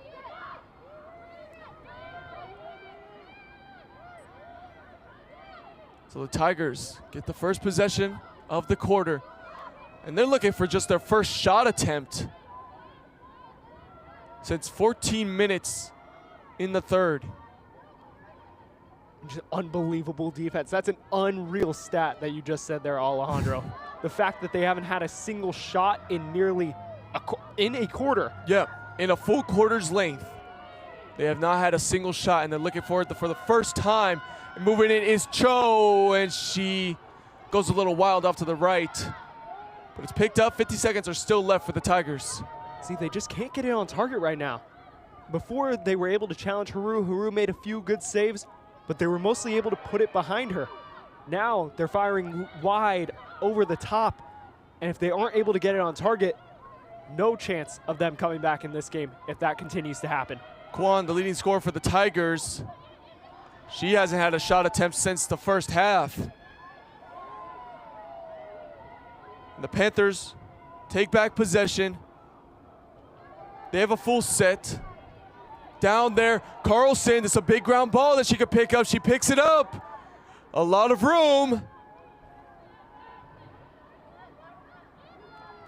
And Holmes is going to reset it up at the top. Pass inside, shot attempt, shot scored. The Panthers keep it going. Ada Carr again. Boom, bang, bop. The Chapman Panthers, skibbity boop bop bang. Unbelievable right now, Alejandro. Just no words to describe the way that they're playing. They're playing with such fun. They're playing with purpose. And that's exactly what they lacked in that first half. Ever since the third, they've come out with nothing but it. And overall, you couldn't ask for a better second half from Delaney Benson's side. Could not. And you know, one thing that's worth mentioning, it's a big factor to the Chapman Panthers scoring. 12 assists compared to the 14 goals, which means all 14 of their goals, at least 12 of them have been through an assist. Shows how good the passing has been for the Chapman Panthers.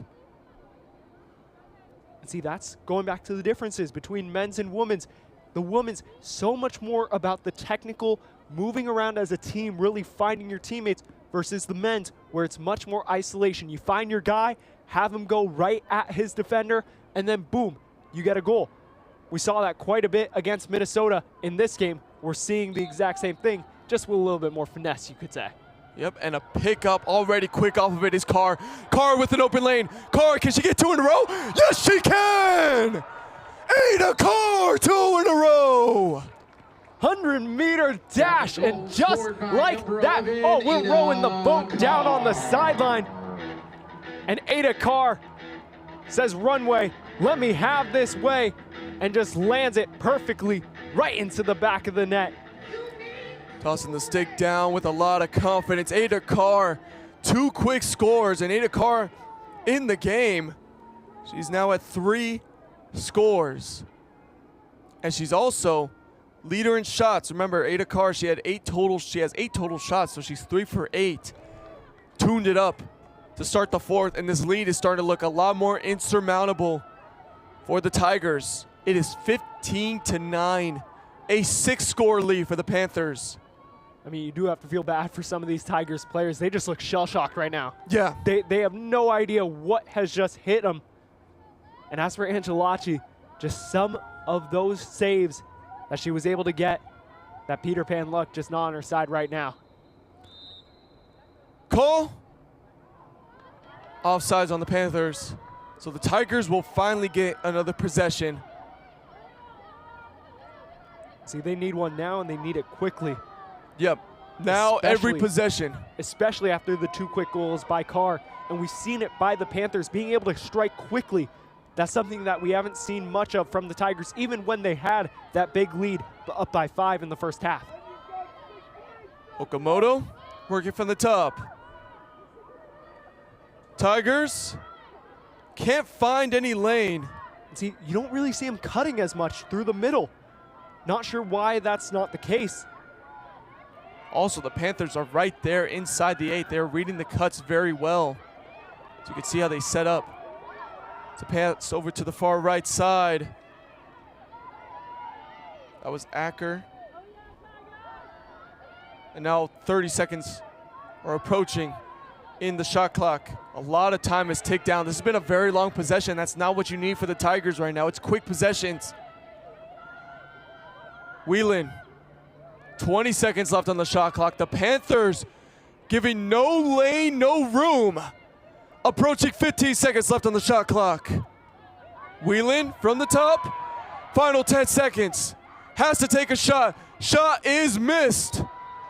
The Tigers retain possession, but with 5 seconds ticking down, it's going to be a miracle play. 1. It is down on the ground. And they're going to call that a delay of game. And I mean, you see that quite often in basketball, forcing those 30-second, 24-second shot clock violations. You don't really see that in lacrosse, but the Panthers perfectly executed it, and now right back out on the run. Oh, the hot hand Ada Carr. She puts a perfect pass right to Carlson. Carlson's second goal of the game. Just right down Broadway. And Annika Carlson, untouched, says, let me have this gift, and just perfectly delivers it right on time. Santa Claus would have been proud of that one. Carr to Carlson. And the Panthers extend the lead to 16-9. And it just seems like that mountain is getting a little bit harder to climb for the Tigers. This is just an unbelievable turnaround for the Chapman Panthers. What a rally it has been. Remember, worth mentioning, 8-5 going into that first half, going into the second half. And then even after that, the Tigers then score another goal. They make it 9-5. So the Panthers have just rallied off 11 straight scores. And see, obviously, heading into this game, would it have been the end of the world if they lost to Occidental? Maybe, maybe not. But at the end of the day, if you're trying to compete with the likes of particularly Pomona, who completely whooped you on Wednesday, as well as CMS, who has been a known rival of this team for years on end, you needed to show out here today. And they've done that at least for 2 quarters, and those 2 quarters have made all the difference for Chaptown right now. And the Panthers are going to build momentum to when they're going to face Pomona again. Remember, you face conference rivals twice. The Panthers lose it. The ball is on the ground, and it is picked up and knocked down is Kim. And see, this is not only a great momentum builder from this one, but also heading into the next game for the Panthers, going against Whittier, who currently sits in last place in the SCIAC right now. After this performance, Whittier should be a game that the Panthers are able to handle, fine-tune some things, especially considering that they've gone 13-0 here at Wilson Field since 2013. Looks like that's going to be a card on Carr. So Carr will have to check into the box. She has been red hot. She's been responsible for the last 3 scores for the Panthers. Ada Carr scoring 2, assisting 1. She's at a total of now 5 points. That is 3rd on the team tonight. It's going to be Mahoney. We haven't called her name a lot as well, Mahoney. Remember, she's checked into the box a couple times, but really hasn't had too many opportunities. I mean, that last shot, just indicative of the type of second half it's been for the Tigers all night. Just have to stand there, kind of just watch it all unfold right in front of your eyes. As looks like we'll get a stoppage of play. It's going to be a green card. Appears to be on the Panthers. And I mean, as we're under 10 minutes now left in this game, it's going to be very interesting seeing what Coach Slack implements. Obviously, down by 7, doesn't seem very likely the way that the Tigers are playing. But we also said that with the Panthers, obviously they had a little bit more time left for their comeback. But right now, anything can happen. And we saw it with the Panthers. They were able to strike just like that in so many different ways. Can we potentially see that from the Tigers? Only time will tell, it feels like right now. 16-9 with 9:50 left on the clock. The last thing the Tigers need, though, are long possessions. They need to score quick. They have to make a move. Far from the outside, Moylan, she passes it over to the right. Quan, we haven't seen a shot attempt again since the first half. She's the leading scorer for the Tigers. Dude, look at this compact defense from the Panthers. They're just hugging that 8-yard zone. Inside, Quan cuts in. Nothing there. Just stifling right now. It's unbelievable the defense is shifting that Coach Benson has been able to implement since the start of this second half. And right now, the Tigers, they have nothing. Yeah, I mean, they're running down the shot clock again completely. This is a full shot clock being ticked down. This is now approaching 30 seconds. We've already run off so much of the game clock. There's only 8:50 left. Inside, shot attempt is stopped. Okamoto's shot attempt to no avail. 20 seconds left on the shot clock. That one is loose. That's a ground ball that is going to be picked up. And a great pickup it is by Haru. I mean, we talked about it earlier in the game. Just Stolen away. Ooh. Interception. Going down the other way. Moylan with a lot of speed. She's knocked down. And Covarrubias did knock her down a little too hard. She's going to go into the box. And she was questioning that one as she thought she held her ground well. Unfortunate call on the freshman right there for her. Remember, you can't jump into the shooting lane too late, or else that will be a penalty. Yellow card to Chapman's number 9, Ariana Covarrubias. It was such a great pickoff by Moylan. For a second, I thought she was going to run it back to the end zone, and I forgot what sport we were playing. No kidding. Would have called it a pick one had she scored. Moylan, though, she sets up at the 12, and she's just going to reset it. So the Tigers setting up at the top, but this is it. This is the perfect moment for the Tigers now, with the Panthers having one down. And see, it's very interesting, this strategy right now. I'm not sure what the Tigers are doing with this offense in terms of not cutting inside that 8. And it's very interesting seeing how the Panthers, they don't really need to do anything right now. You can see they're not pressuring at all. They have no reason to with this cushion. And the Tigers are just playing hot potato action far outside from the 12. The shot clock is continuing to run down again. We're very close to approaching 7:40 left in the game. They need to play with a sense of urgency. That one bounces up. That ground ball is picked up by Pelton. I mean, we're getting into a goal-a-minute type territory for Occidental if they have any hopes of coming back right now. It's going to be a lot of Occidental. They need to score, then they need to win the draw and keep that momentum going. For the Panthers, they just can't be stopped. Here comes Ada Carr, the red hot hand, inside to Carlson. Carlson moving around. Holmes, over the middle, shot on goal, and it's saved, rolled around, almost. Got a roll in for the Panthers. That would have just capped it off right there. Just everything falling for the Panthers if that one went in. Tigers catch a break. A big break indeed. It keeps it a 7-possession game. But as we mentioned, 7 possessions with less than 7 minutes in the game. These possessions have to be 30 seconds or less if the Tigers want a chance. Getting to miracle territory. But the miracle starts on this possession. 50 seconds approaching on the shot clock. Quan with it. Quan gives it up to Moylan. Pushed far outside, and just like that, the Panthers have numbers advantage again. Evened out.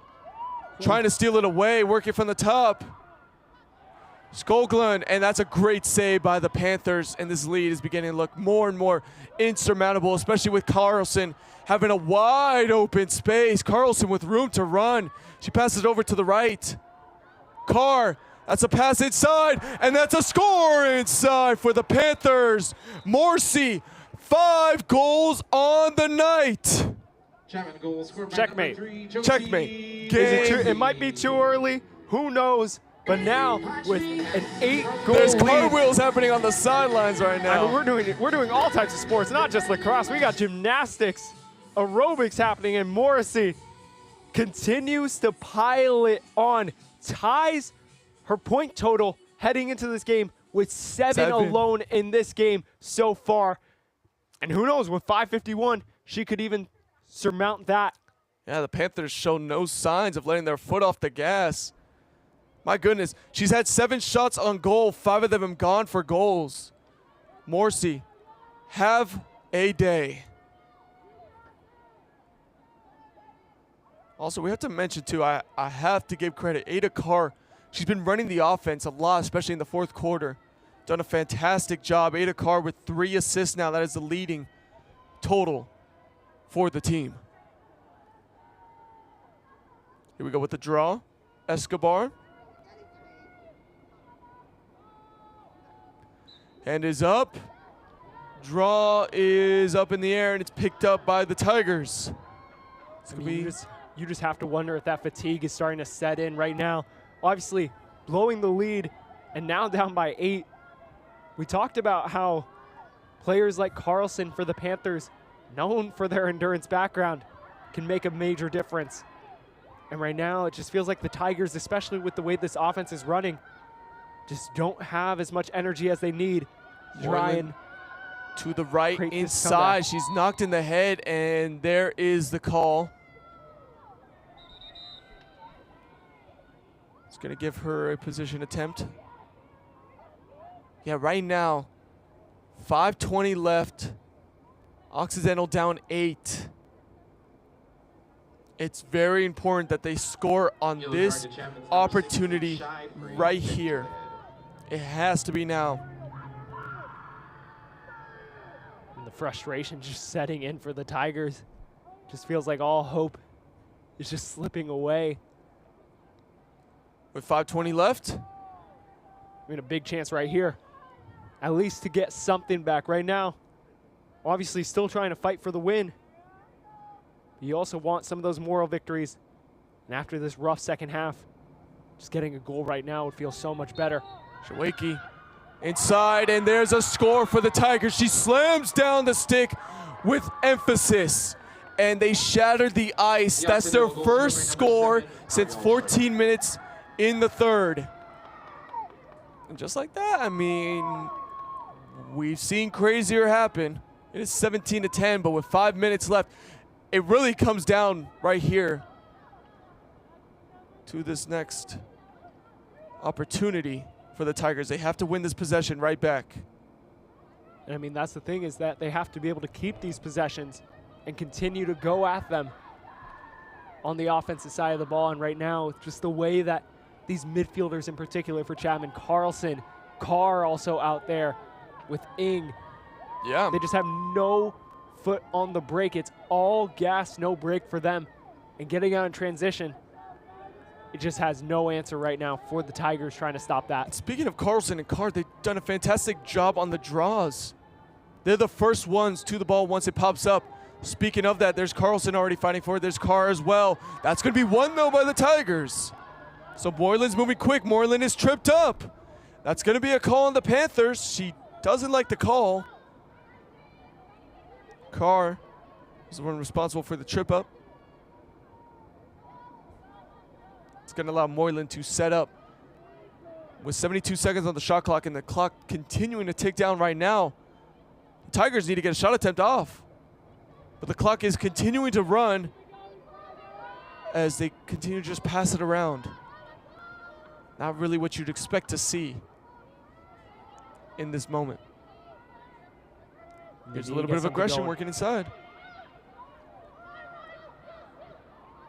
Goes out to Quan. Quan passing it around. There's just max security right now for Yeah. the Panthers. And speaking of it, though, they break loose through the security. Knutson with the shot and the score, 17-11. Now the score, and the Tigers are within 6.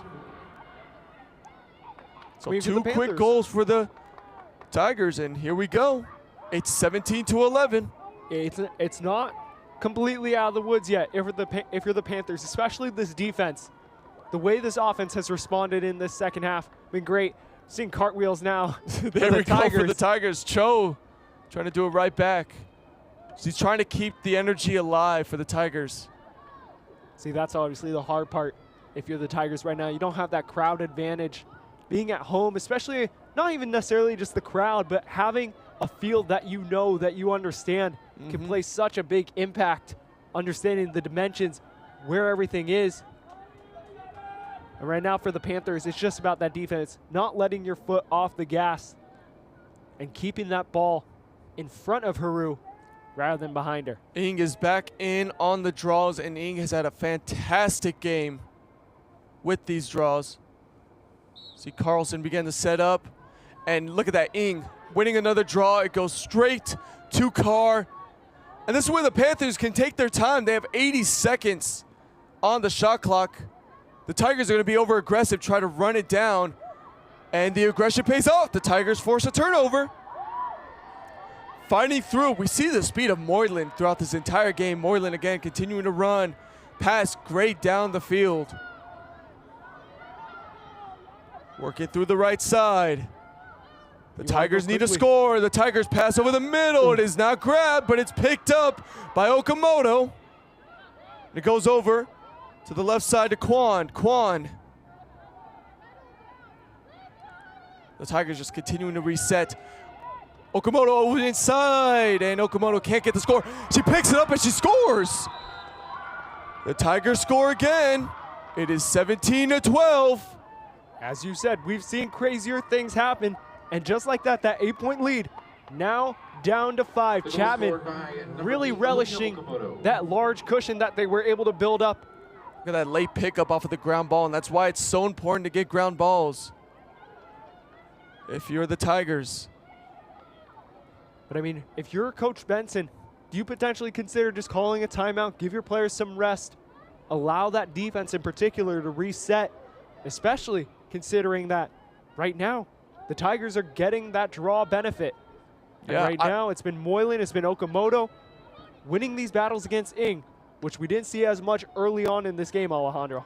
Yeah, I wouldn't be one to take the risk. Take a timeout if need be, just to reset, get an idea of what you guys want once you win possessions. In the end, it's 90 seconds on the shot clock. If the Panthers win a possession and they're able to pass the ball around very well, those 90 seconds will tick away and this lead will begin to look just more and more improbable. It's going to be picked up by Carr, so 90 seconds began to tick down. We're going to be seeing a lot of over-aggression from the Tigers. They're not going to allow the Panthers to really have any time to set up. They don't want to allow any room to breathe. Going to Carr. And clearly the idea for the Panthers is to run down that clock. Carr is starting to move gracefully behind the goal.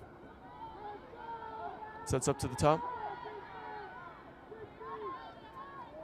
She puts a move on. She's going to pass it inside. It's grabbed by Carlson. A great grab. There's a call on the Tigers. So Carlson will set up at the 8, and it looks like she's going to set up right down the middle. So Carlson has a chance to get the last goal here that can put the game on ice permanently. Dangerous contact. Setting up. Both sides, you see Mahoney on the right side trying to close out. Also following is Quan. So Quan and Mahoney closing in on Carlson. Here is Annika. Working inside, Annika, and the shot is saved by Angelacci. It's going to increase her save percentage, get her close to 40. She's at a 39% in her save percentage. And the Tigers pick it up. It's 17-12. There's 2:15 left. Whistle blows. It's going to be a green card on the Panthers. They lose someone. It's going to be Morrissey. So Morrissey, she's an attacker though. It's not going to hurt the Panthers defense, but it is a player out in the box. Time of the cards, 2:15. Now the final 2:15 for the Tigers. Obviously, as we continue to say, crazy things can happen. But right now, time not on the Tigers' side. The sand in the hourglass continuing to fall. And with 2:13 left, knocked down Looked to be Melman who went down. She's right back up on her feet. Taking the hit like a champ. Got doubled there by Carr and Holmes, it looked like. Time for that card And is now 11. Carr's like- going to be out. It looks like we're going to, obviously 2 attackers now out for the Panthers. Won't hurt their defense as much. But continues to dwindle down on them, 2-11. So only 4 seconds shaved off on that last play. Panthers only have 5 defenders back by the goal. It'll be an outnumber if the Tigers are able to get down there with their full 7.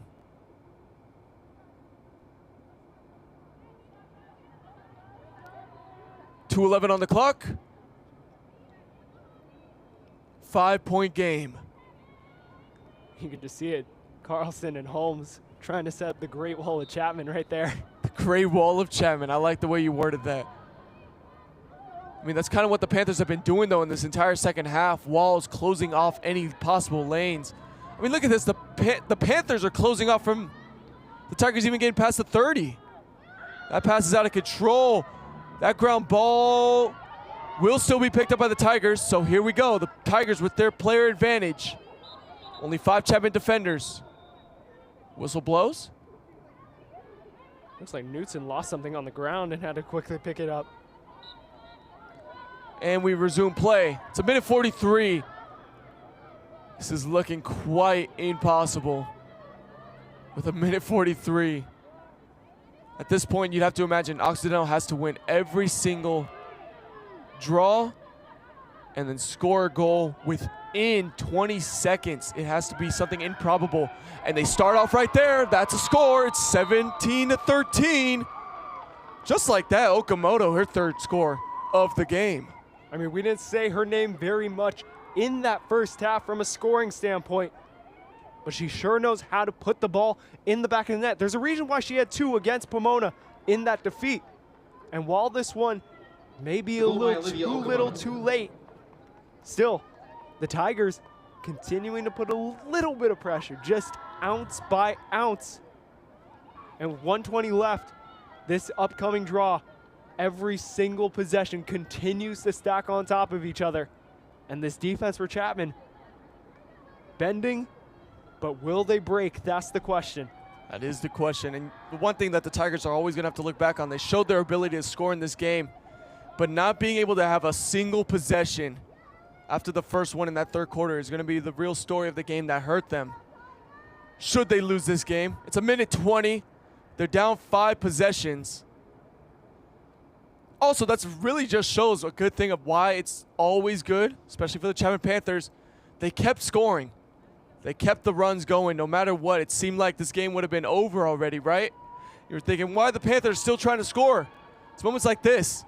It's 1:20. Occidental's up to 13, but they're still down 5 scores. And that's because the Panthers just continue to keep their foot on the gas. Ing, should she win this draw, all chances of a comeback would be slim to none. And it is won by the Panthers. The Panthers just holding the clock. Again, as I mentioned, comeback now really looking slim to none. I think I just saw Slim leave the building a little earlier. It's the Panthers working inside, loses the ball. It's still down, and it's picked up. So that shot clock is still running. And with 50 seconds left, actually the shot clock is off. So they could just run down the complete 40 seconds left in the game. They choose not to. Why not? How about another score? And the Panthers truly put the game away. No respect for the Hall of Fame CPU, as my partner in crime, Alejandro Flores, likes to say. And right there, just no mercy. Shied. You saw it on that last one. She lost control of it when she tried firing for goal. She decided, let me get in on the action, and let's just cap this one off with us being the last goal scorers of the night here. As we see the celebration for the Chapman Panthers. Look to be a little bit of controlling the wave, and there we go. What a job for the Chapman Panthers. What a win it is. With 39 seconds left, 18-13 the score. This game is over. And the Chapman Panthers will just look to run out this clock. What a comeback. What a comeback for this coaching staff. What a comeback for this team. What a way this turns the season around. I mean, not only that, but also the fact that they have tied their season high for goals in this game. I mean, they dominated Cal Lutheran throughout that game in the opener. And to come out, mainly just dominate for a half and still come away with 18, unbelievable here tonight, Yeah. Alejandro. 8 of those 18, remember, were scored in that third quarter. The clock will run down. The Panthers will win this game. The sideline waiting in anticipation for the clock to strike 0. You think they want one more? Ooh, it would be a little risky. Who knows? Look at the move inside. Are they going to try it? Oh, she does. Why not? Holmes, her 5th of the game. She ties Chapman goals for the most on the count 'em team up. in this game. Just count them up. 1, 2, 3, 4, 5. Gets the pinky on there. My goodness, a buzzer beater with 2.4 seconds left. Are you kidding me? Panthers couldn't be stopped, and now, there you go. The Panthers now have their season high in scoring. I mean, rock 19 to on, 13. Liv. She's putting up the hand signal to the camera. This game is over.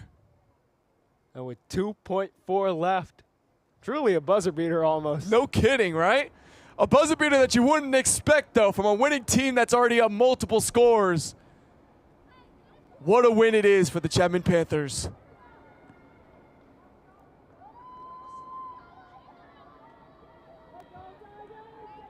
And this final draw, just going to cement it all. Yeah, Ing, what a fantastic job she's did in this game with draw. She won't win the last one, but she will win the game. The Chapman Panthers stormed the field in excitement. What a win it was, and they go straight to the goalie to show their support to her. Haru did not have her greatest game, but it shows how well this team is camaraderie-wise. She picked it up in that second half, and also the team helped support her. The defense did not allow a single shot attempt against her in that third quarter. I mean, everything we talked about heading into the half. Obviously, Haru had to step it up a little bit. We saw her make some timely saves, especially in that third and fourth quarter. And then obviously, we talked about the defense. They needed to adjust that shifting balance between them, and they did that excellently throughout the second half. You can see the coaches, they're absolutely fired up for this one. And it was an unbelievable second half performance. And then defense translates to offense. Ada Carr, Olivia Holmes, Josie Morrissey, and Annika Carlson just capping off that offensive onslaught in that third quarter and continuing to put the pressure on in the fourth. And ultimately, we walk away with a Chapman win here tonight. I mean, what a fantastic performance also from Josie Morrissey, right? 5 scores, but she also had so many assists. She accumulated for a total of more than 7 points in the game. I mean, it was an unbelievable total performance from here. Obviously, 10th in SCIAC in points per game with 3.5 heading into this one. As you mentioned, had 7 here tonight. It was an unbelievable performance from her, and we're going to hear more from her, from Lindsey Johnson down on the sideline. Perfect. Right, thank you so much for being with me here today, Josie. I really appreciate it. You are an amazing player in this game. Being the MVP of this game, you have done great tonight. And so how are you feeling after this amazing 19-3 win? I feel great. I'm really proud of all of us, and we pulled together a lot of composure and discipline at the end, and that's what wins a game. That's amazing. And so we can't ignore, this was an incredible comeback in this game. So what do you think was the most important part of making a strong comeback like that? I think just keeping a positive attitude and knowing that we can accomplish anything when we work together. That's great. And so what are you most looking forward to for the rest of the season?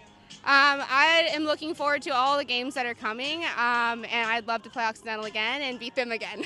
I love it. Yeah, 3rd time in the past 2 seasons. That's incredible. Thank you so much for being with me tonight, Josie. I really appreciate it. Have a great night. Thank you. And thank you so much for tuning in. This is Lindsay. Back to you in the booth. My goodness, some bold words, huh? Beat him again. I love the confidence. I mean, 5th straight dub over the Tigers for the Panthers. after this one. It was an unbelievable performance, and obviously Morrissey wants to make that number 6 heading into this one later this year. I mean, let's look at the highlights for this game. Morrissey, she did a great job working inside with her cuts. As we see, like that was her first score of the game. But she worked great cuts inside the middle and also passing. I mean, it was unbelievable the way she was able to weave into those seams, and really in that third quarter, that's where it all clicked. She was the catalyst for this comeback for the Panthers, and without her, who knows where this game would have gone, especially in that third. The Chapman Panthers, it was led by Morrissey. Once her third quarter surge came, it was really a domino effect. It began to trickle down throughout the entire team. They all began to feel it, and all of a sudden you got other players, Carlson who's scoring, Carr who's scoring, and it just began an onslaught of a run. I mean, unbelievable performance from her, unbelievable performance from Chapman, and as we continue to mention, Morgan's message, the dedication of this game, advocating for athletes' student mental health, and it was an unbelievable performance from them.